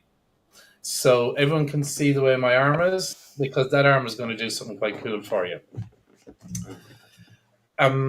Again, would you like me to go through a full induction Brian, or kind of skip through it? Or people are probably quite good at going into hypnosis, so I can do a quick induction in order to get into the kind of bones of the session. Would that be okay? Yeah, Dr. Jodie, you said that you were wanting to see he's got a special like process that he does, or Yep, he's going to do that. kind of a methodology. Okay, yeah. He can either do a full induction for you, or if you go in pretty easy, he can do just something really quick. Yeah, let's kind of go with sort of an abbreviated one. Yeah. Okay. Streamlined, but still thorough. Okay. Yeah. Okay. So if anyone that's listening that wants to take part, as the disclaimer here says, only if it's safe for you to do so. Get yourself into a comfortable position and just close your eyes. And the first thing I'd like you to do is just get a sense of that surface beneath you, whether it's a chair, a bed, or something else. Get a sense of it. That's there for your support and it's there for your comfort. So feel that support and feel that comfort. That's right. And I'd like you to draw your attention to your breathing for a moment. And you might notice that the breathing has become a little bit deeper, a little bit smoother. Just become aware of the rhythm of your breathing, the rate and tempo of your breathing. Notice perhaps the sound of your breathing as you listen inside, and relax. Because the more you relax, the better you feel. And the better you feel, the more you can allow yourself to relax now even deeper. Because when you focus on your breathing like this now, it just allows you to turn your attention inside more deeply now, so that you can start to become aware of all of those signals and sensations of relaxation that are already occurring throughout your body. I'll let you know you are relaxing now, deeply and deeply relaxing. And the more that you relax, the better you feel, as you already know. So just relying on all of the experience you've ever had to easily drift into hypnosis. Allow yourself to do that now as you become aware of a relaxation moving from the top of your head, through the scalp and down over the forehead and the eyes. Notice the jaw muscles loosening and relaxing. Get a sense of it moving down into the neck and shoulders. Some people can notice a color of relaxation moving down through your body as this is happening now. Get a sense of the neck and shoulders relaxing. If you draw your attention out to the tips of those fingers now, you might become aware of a sensation out there that allows you to relax even deeper. Maybe you've noticed the relaxation traveling down your back, or maybe you become aware of it now. As it continues effortlessly all the way down into the hips and the legs and right down into the feet and the toes. And you probably already know that there are many ways in which you can go into hypnosis now. And some people go into hypnosis now feeling really heavy through their body, real comfortable heaviness. And some people go into hypnosis now feeling a real lightness through your body. And I just want you to know that whatever way that you go into hypnosis now will be perfectly fine. You might be aware that it's happening, or just as easily you can go into hypnosis now without even noticing it happening. It's a bit like that point at which you drift off to sleep at night and completely let go now, because we can really deepen this experience. I'm going to count from 10 back to 0. And with each number I count, I'd like you to imagine you're standing at the top of a staircase. You've probably been here before. With each number I count, imagine yourself taking a step down that staircase, and with each step that you take, you are going deeper and deeper. Now in your mind, create the staircase any way you wish. Have anything there that makes it easy and effortless for you to go deep into hypnosis now. I'll count from 10 back to 0. Every number means you're taking another step. Every step you're going deeper now. From 10, 9, 8, just drifting away now, deeper and deeper and deeper.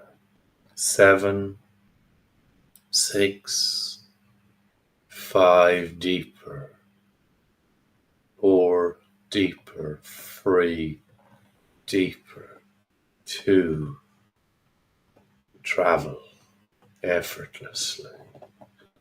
Because next you have 1, and 0 brings you all the way down, deeper and deeper.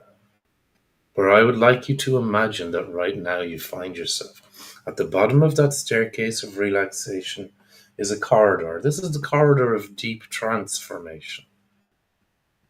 This corridor will lead you to a new chapter in your life. A new chapter in your life where travel is easy and enjoyable for you.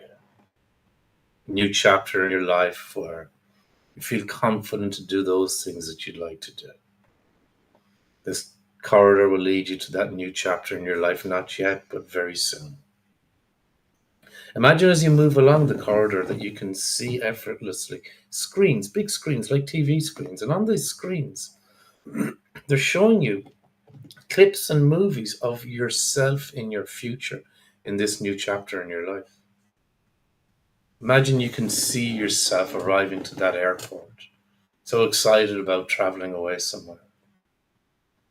Imagine you can see yourself on that plane, relaxed and comfortable, smiling and laughing, wondering what all the fuss was about. As you continue along the corridor, seeing more TV screens, you may see more and more times in the future of yourself traveling to these places, or different clips and images of you there enjoying yourself, carefree, laughing, smiling, talking, meeting people, feeling really proud of yourself for having taken this step. Now, along the corridor of transformation, seeing these different future scenarios, you are forming trance, which means you are transforming. Because that's what happens in the corridor of transformation. You are transforming even now. Transforming in this corridor of transformation. And in order to make this transformation an easy and effortless one for you, in order to make it inevitable for you, there's an important job I'd like your unconscious now to do for you. And that's to go inside and to remove that fear from the roots. That fear or hesitancy around travel for work. It's not helpful to you right now. It's not relevant. It's historical. It's slowing you down. It's getting in the way. It's not serving any purpose that's beneficial in your life right now. Its roots are from something else that's got nothing to do with now. And so I'd like your unconscious now to allow you to release and let go of that fear or that hesitancy. To release and let it go from the roots. So you'll recall I showed you how to place your arm in a position. So place your right arm up in that position right now. And just leave it there for now. Because I would like your unconscious now and your unconscious only to lower that arm for you only at the same rate and speed that it goes inside and releases that fear, that hesitancy from the roots, releases the underlying pattern around it from the roots. It's not useful to you anymore. It's not helpful. It's not relevant. It's from the past. It's time to let it go, and it's safe to let it go.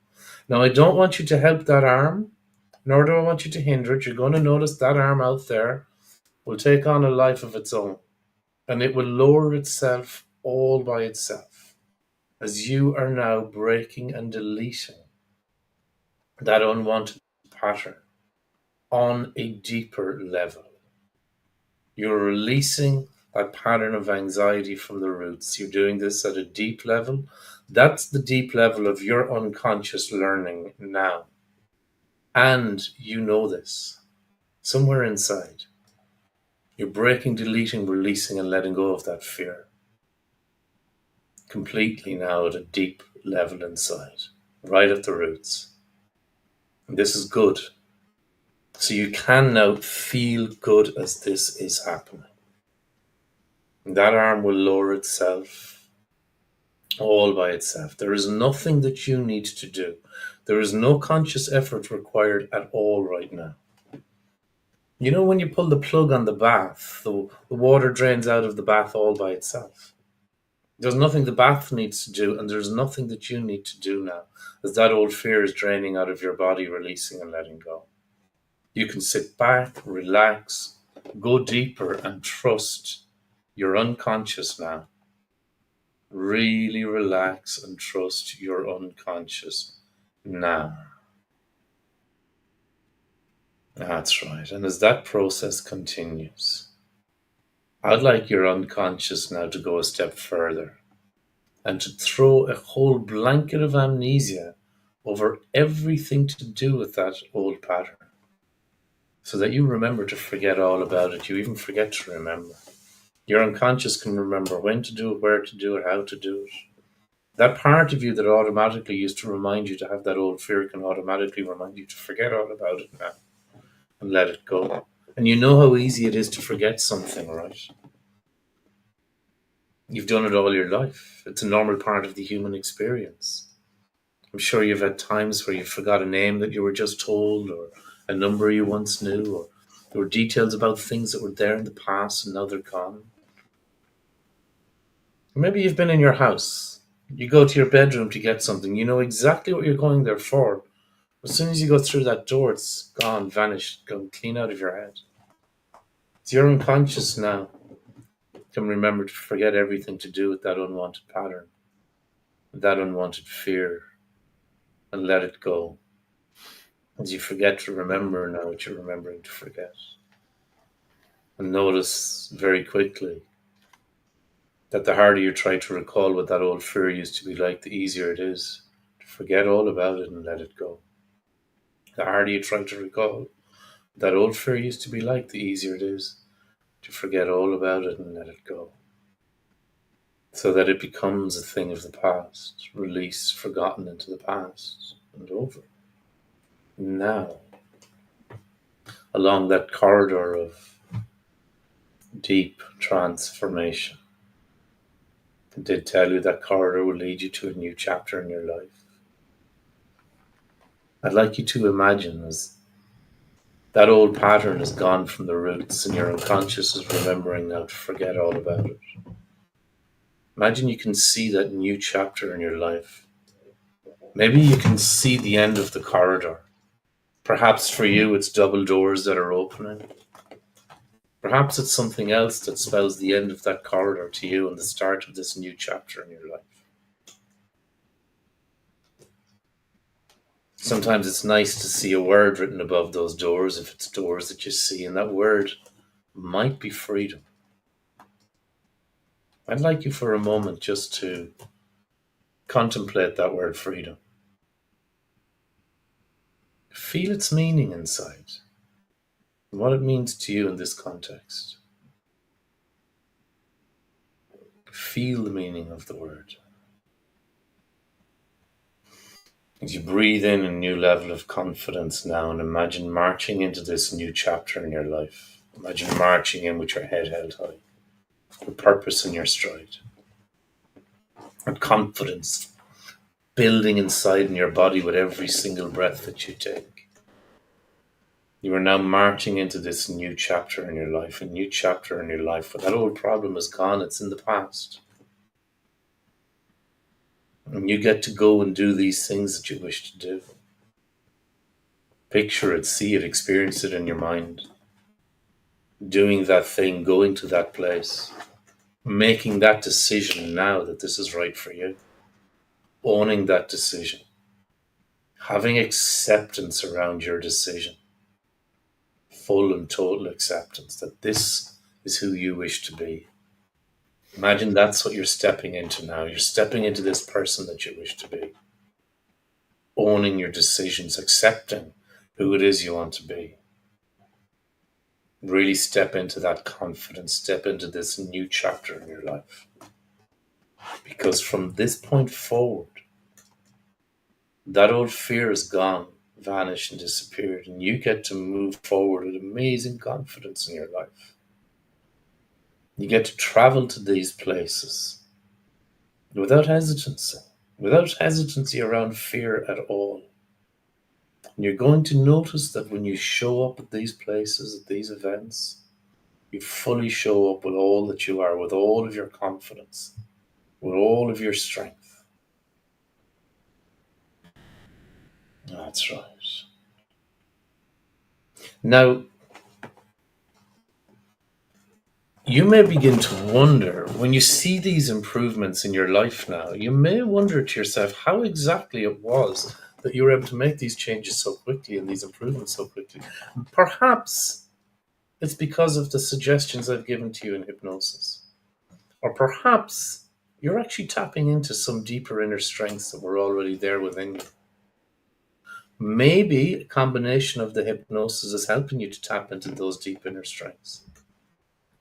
Either way, you get to step into this new chapter in your life now and accept these suggestions naturally because they've already become embedded deep in your unconscious.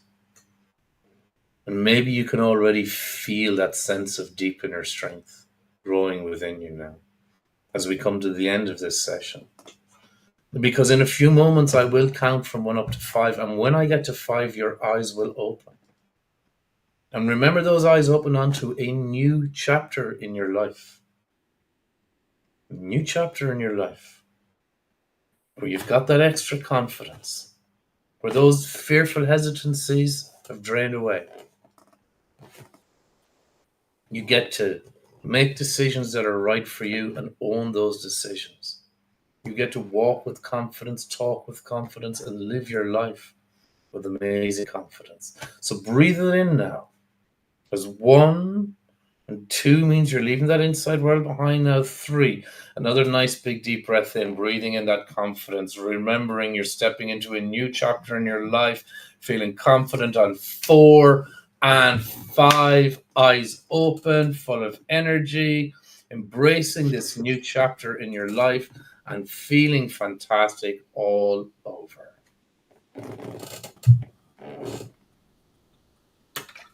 No, that was awesome. So I had Dr. Jodie message me. She was like, are you going to go along with the hypnosis? And she was like, I was like, no, I want to listen to like the deliver everything you had to say because it's awesome. And you know, she reminded me, she was, yeah, last time with my hypnosis, like you were a million miles away, you were gone. I'm like, yeah, I didn't remember a word you said. I had to pull him back out by name. I was like, Brian, it's time to come back. Yeah. So yeah, that's yeah. So Mark says, wow, that was pretty awesome. If Becca wakes up, she'll probably throw a comment in there. Yeah. Come back, Becca. Yeah. Exactly. I might have to call a couple of people by name. But yeah, so there you go. So Cormac, do you want to tell them what that was with your ICANN method? Yeah. That's part of what you're teaching in our training as well. Yeah, so it's one of the methods. I actually use that method for everything a client comes to me for. There's not a client that I've seen in the past 5 or 10 years that has not gone through that method. Sometimes it's elongated. Sometimes that's maybe a shorter version of it. But all the elements are still there. So it's ICAAN. We have the induction. We have the corridor of transformation. So this is the idea, like we go through a doorway, an archway. Like we like that idea of going from one space into another. There's transformation, and it's transformation, as you may have noticed, especially the ones that said kind of more conscious for it.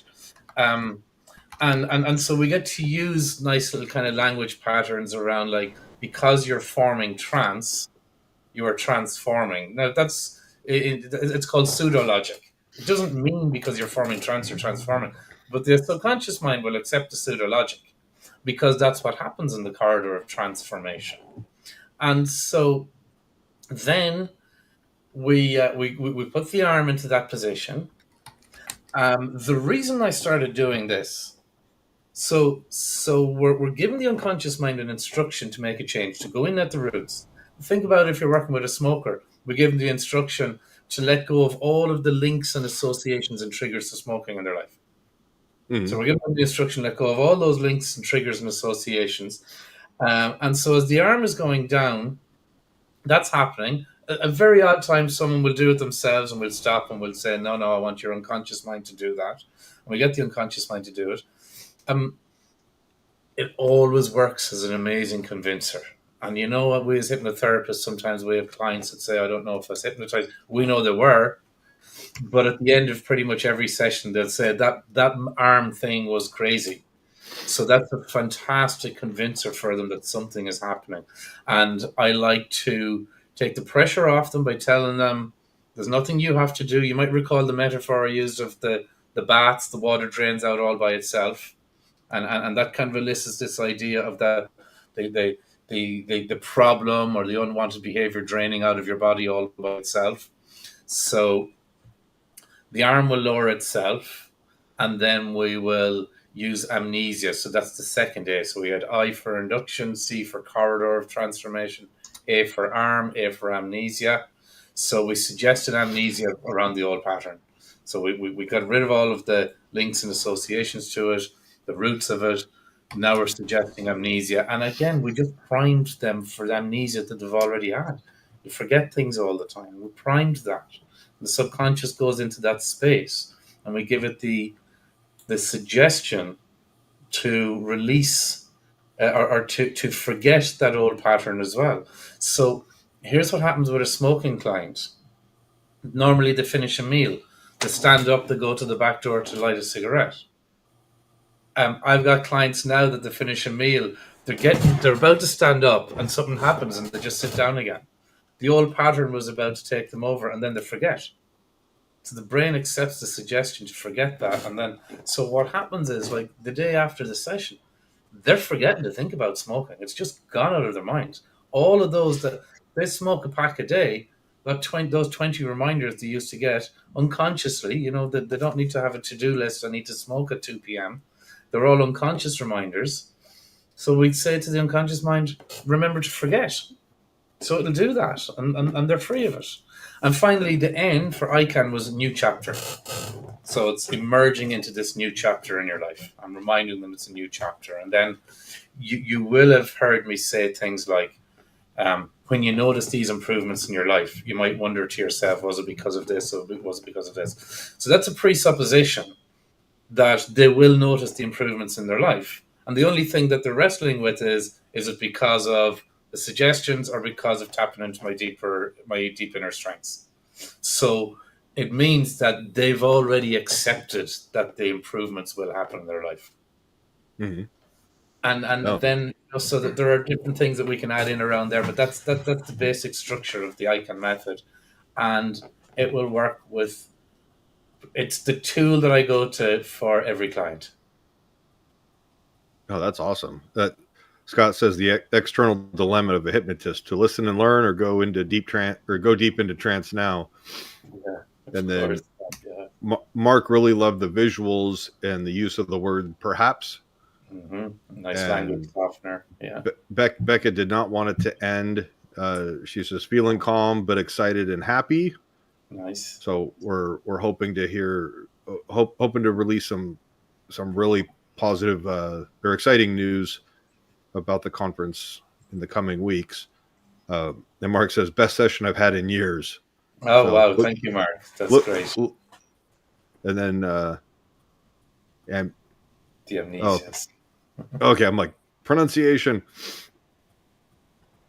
Becca says the arm thing felt so strange. It was kind of random, but she felt herself have a few nervous laughs at first, and it felt weird, but then she tried to let go and let it happen. Yeah. So God, look at you making a difference in people's lives now. So that's pretty awesome. Yeah, we have more people showing up in TikTok now, so they've heard, and a few good comments. If anybody's wondering, it is raining in Winnipeg too. So yeah, good to know. Like I said, I've got fans in Western Canada. Yeah, it's gonna rain in Washington tomorrow. I'm sure. But we've got a bunch of fires and smoke, and we need to clear some air. So yeah, we definitely need that.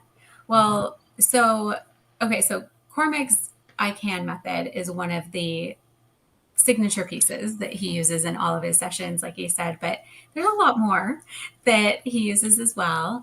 And I know we have a masterclass coming up in advance of our training that Shawn had put in there.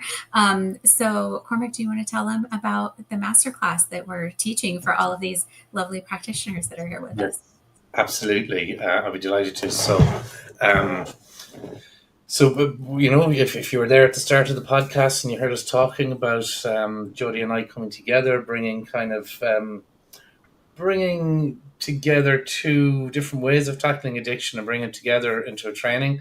So we've decided for the masterclass, we want to get people excited about it. We want them to hear it. Our passion really is to teach people to use these methods that work so well for us in our clinics, and encourage people to get out there and start doing these and learn. And what we realize is so many hypnotherapists avoid working in addiction because they just don't know how to. They're kind of afraid of it. They don't have good solid frameworks that teach them how to do it.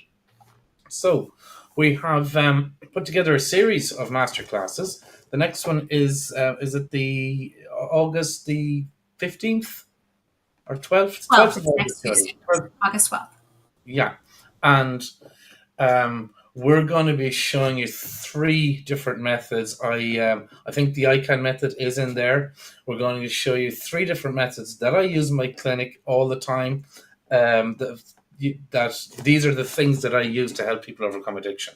So I'm not holding anything back. I'm going to teach people the 3 methods. I'm going to there's that one. There's a really cool one where it's like we're hijacking the trance state or the addictive state. So someone has the thought of a race going off at 2:30, a horse race, pick up their phone, they want to bet on it. They know they shouldn't, or they have a craving for a cigarette or a line of cocaine or whatever it might be. Once that process starts in their mind, that itself is what I would consider hypnosis. It is a negative form of hypnosis, but we can use it. We can use it really, really well for our clients. So there are things that we do. They know that really well, and they're right there in that situation. They're in a space where that they've been in so many times. I don't want to do this thing, but inevitably they're going to do it anyways. So there's an emotion winning out over a logic. So that in itself is a form of hypnosis. And what we want to do is use that for them. So always the initial thought has led to the unwanted behavior. Thought led to unwanted behavior. Thought led to unwanted behavior. What if we could start at the initial thought and lead it somewhere else? So rather than it inevitably going to that unwanted behavior, what if we could start with that thought? What if we could use it to their advantage? Because they're having it all the time. Use it to their advantage and use it to lead them to a space where they've got a different perspective, or they get a new insight or understanding that's strong enough to make them question at a deeper level, not at the conscious level, but at a deeper level, question the relevance of that addiction or that behavior in their life. What if it was strong enough to actually help them to just stop that behavior? So when I'm running training, for example, I'll do an explanation of the process. I'll do a demonstration. I will answer questions. Then trainees will do a demonstration. And the last time I ran this training, I did a demonstration of just this single part of the process. There was a woman in our class. She was in her mid-50s. She smoked since she was a teenager. And she, I got her as my volunteer. I did a short demonstration of this one little process. That was in May, and she hasn't had a cigarette since. And that was just, I didn't go into a long induction. I didn't use the ICANN method. I didn't use any of these things. But all of these different tools that we're using are powerful in themselves. So we're going to teach you 3 of them for free on the masterclass. And you will also get an opportunity. We will also explain to you on that masterclass that if you want to learn more, we'll show you how you can do that. I think some of the links are going up there in the chat anyways. we have gotten amazing. Yeah, there's the link for the master class, and then Yes. I put the ICANN, um, the acronym, and then each of the things in the comments as well. That'll pop up in a second. Okay, wonderful. Yeah, we've been getting great feedback from the masterclass anytime we've run them. And so it's encouraging for us because we kind of keep going. Jodie, you can take it up from there. Yeah, absolutely. So we had incredible feedback. So we decided to basically make it a masterclass series. We did one in July, and we have this one coming up on Tuesday. And so absolutely go to that link. You'll be able to join us live. We will have a gift for everyone who does join us live that day. And we also will be recording. So we will have that as a replay as well. But we'll be sharing some really powerful techniques that are going to help you that are both solution focused and trauma informed so that you can feel really confident working in this space. We really want to help more people to be able to understand what working with addiction entails, and that it's not as heavy and it's not as intimidating as a lot of times people will think, and that there are some really amazing proven methods and techniques that you can easily learn to help more people out there. And then we had the link for the training in there as well. We'll be able to tell you more in the masterclass about how, if you'd like to really get into this space, it's such a great space to be in. There's a lot of demand, but there really are very few practitioners. There's, a few of us who are in that space, and as hypnotherapists, we can make such an impact in people's lives. I mean, you all just saw in just such a short amount of time, how everyone's response was with that session, but there's so much more to it than just, a couple techniques. It's a really, really impactful masterclass, and it's going to be a fantastic training as well. Can I add? I had a quick question. I don't know if this is sort of a marketing thing for you guys to kind of get the word out, but I'm assuming that this could be a tool for mental health professionals. Yes. And then I'm not sure if they call them psychologists, psychiatrists, those folks in Ireland as well, and throughout Europe. But I know in the United States that some of the, a lot of these folks have to, and it can also be with attorneys that are trying to manage some clients going like, all right, stop, slow down, take a breath. Is there any part of this on the mental health side that you guys are going to look to get credentialed as someone takes your class and gets the continuing education credits that are often needed to maintain licenses? Yeah, that's more of a concern, like you said here. I do actually work with a couple people who are attorneys, like DUI attorneys and things like that. And also, like you said, counselors, therapists, all sorts of different types of practitioners, coaches. I mean, there's a lot of coaches too that work around, addictions having to do with money or food, or different types of things. And so it is open to hypnotherapists, but also to all those other types of professions and people who work with people that have these destructive habits or addictions. And no, that's not something that we've really looked into. People will get a certificate for that. As far as getting certified with specific agencies or Department of Health and things like that, we are pretty global. And so it's more challenging to do that because there's something different in the provinces in Canada than there are here in the States. Yeah, I was gonna say, I'm like, if your classes were able to get blessed off on a lot of those entities, I'm sure that I'm gonna go out on a limb and say that your content, as far as the substance within the class, is a lot more intriguing, engaging, and it gets the word out there than some of these other courses that are offered. Yeah, if you're marketing specifically to licensed professionals, yes, because they have those types of requirements. Even here as hypnotherapists, we don't. And so, that is something that, we are assuming that people have a level of hypnosis experience, like as in they can do an induction, for Mhm. example, Sure. coming in, we can teach that obviously as well. But yeah, we're really focused on hypnotists, hypnotherapists. And one of the things that I'm doing in the trauma informed space and part of what we're teaching is teaching people how to stay within our scope, and that we can help people with addiction without these specialized licenses. And they'll know what those boundaries are. They'll know how to take care of themselves as well as their clients. And they'll also know how to refer when necessary. So that's something coming from my background that was important to me, when we're speaking to hypnotists and hypnotherapists, because that's how I operate now, Mhm. is really as a hypnotherapist. And so I know both sides, where we live specifically, and Yeah. how to do that. But yeah, where Cormac lives, there's not as much of a concern for those types of things. But they will be able, for example, let's say for the powers that be at the organizations of different hypnotherapy organizations, let's say, Yeah. or just to show that they have training, they will get a certificate, and that will be able to count for things like that. Oh, that's awesome. Because I see a lot of benefits for uh, hypnotherapy as opposed to other, and I'll go out kind of for anti-liability stuff, to augment.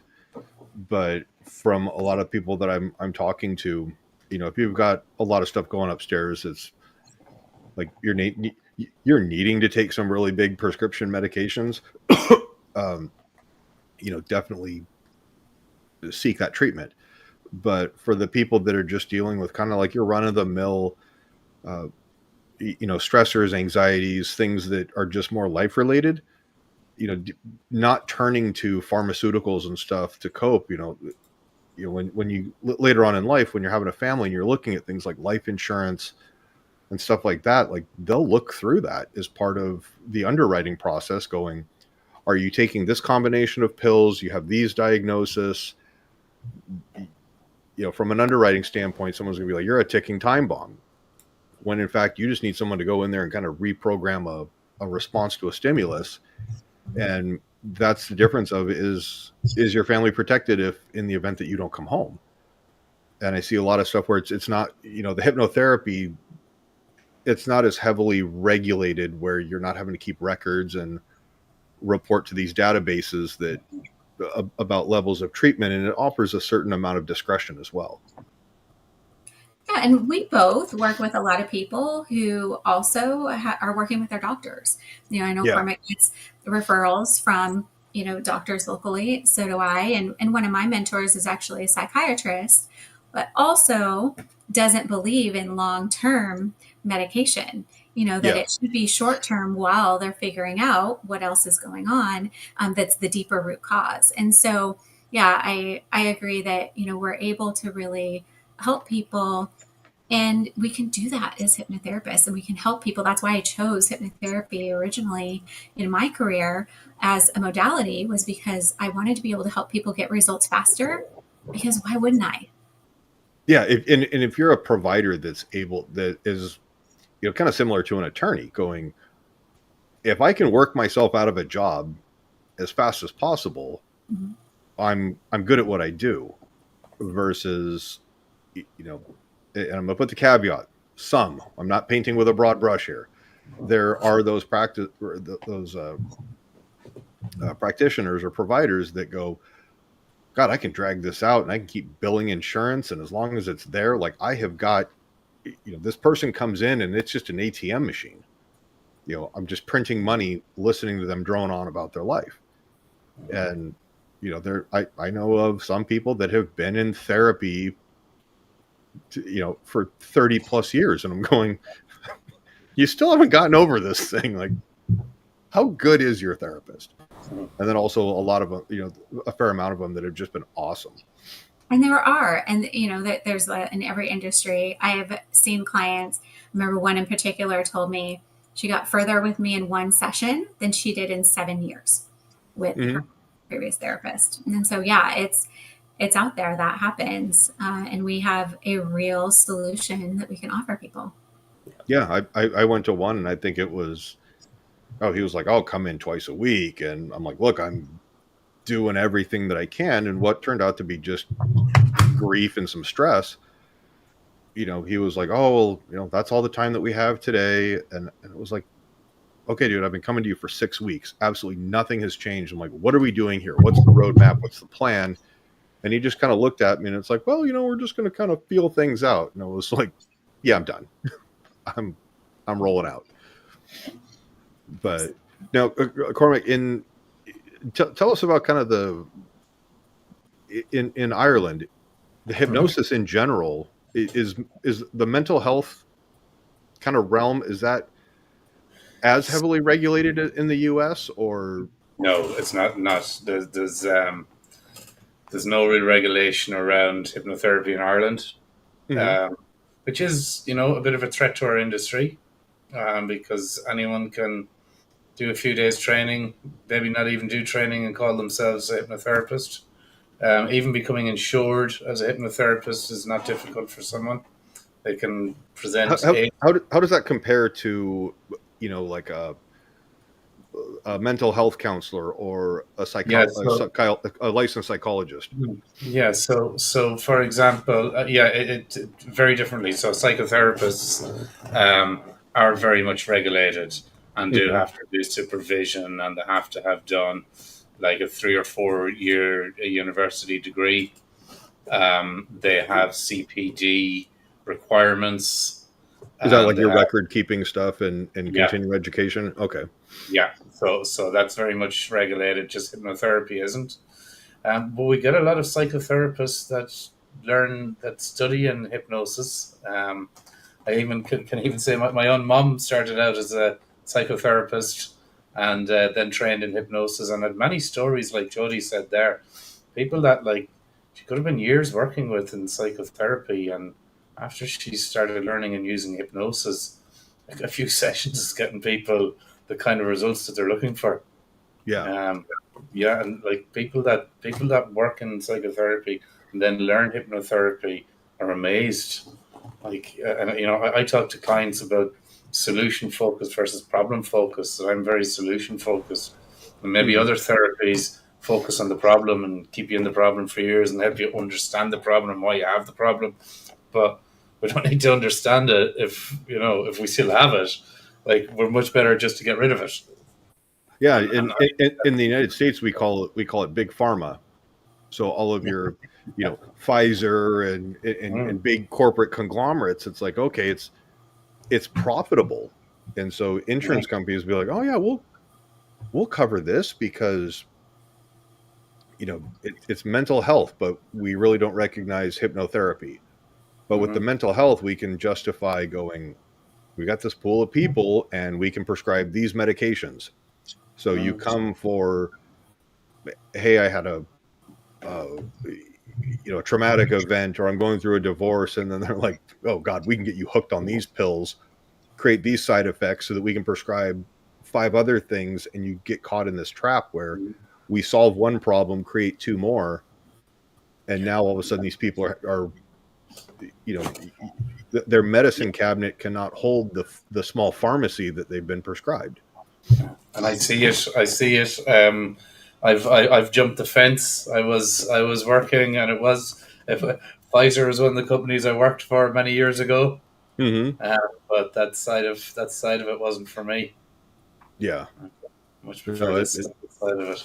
Yeah, but no, that's it. It's really interesting, and Ireland is definitely a bucket list destination that I endeavor to get over to come see and visit. Well, you're very welcome, and let us know when you do, Brian, and Sean and anyone, because we have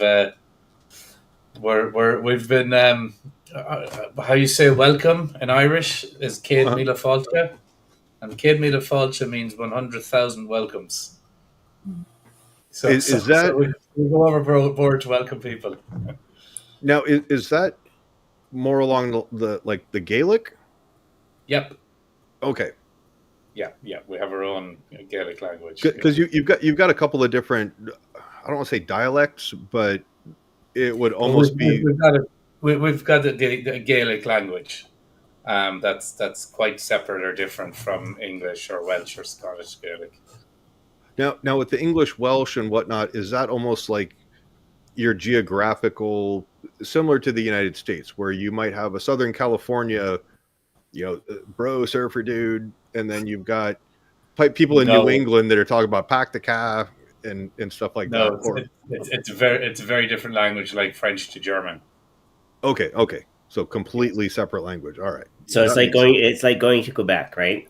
I was in Ottawa. Tabarnak. I was in Ottawa one day and took a wrong turn and wound up in Quebec, and all of a sudden all the streets are ruse. It's like what's going on? Different language, right? Oh, Luke Robitaille. It's all good. Yeah. We should probably let Cormac get some sleep. We promised Yeah. him that the sun wouldn't come up before he was able to get to bed. Yeah. It's But been a no, pleasure. thank you guys both for coming on again. I'm super excited for your guys' success with this new masterclass and kind of the new working relationship that you guys have established. I think you guys are really onto something. Thank you so much. And it's going to be something that I think absolutely skyrockets hypnosis. One of the things that we always talk about is that it's the most underused. I sound like a broken record. Becca, a record is something that was printed on vinyl. No, we say it almost every podcast. It's We call them antiques. most underutilized tool ever. In terms of personal change, we can leverage so much of the subconscious mind against the changes that people want to make, the things that would set them free and ultimately propel them forward. So, And Cormac, with the hypnotherapy side, have you run across Jason O'Callaghan? Yes, Jason is only a few miles away from me. He is an absolute character. I met him this past January in Vegas, and he was just wonderful. And then he showed me, oh yeah, here's my YouTube channel. I do some singing and performing at weddings, and I was like, dude, you sound straight Frank Sinatra. I wouldn't have known that this was an Irishman who's singing, and he's just super talented as far as his bandwidth of what he's capable of. It's super impressive. Performer for sure, yeah. And you haven't had any desire to jump up on stage at all? No, not really. I'm kind of more of a therapist. Kind of. I don't know if I can say I'm more strategic and okay. Yeah, maybe that's a good word. The entertainment side hasn't really been that terribly appealing to me. Mm-hmm. I do things, and I've done some kind of street performances and things like that, which have been fun. But yeah, I've been much more kind of strategy focused, intellect focused, learning focused, therapy focused. Oh, wonderful. But yeah, we've got to tell Jason you had a good time on this, and we might have to do another earlier episode. I will do. I had a recent email from him, so I'll say that to him. All right.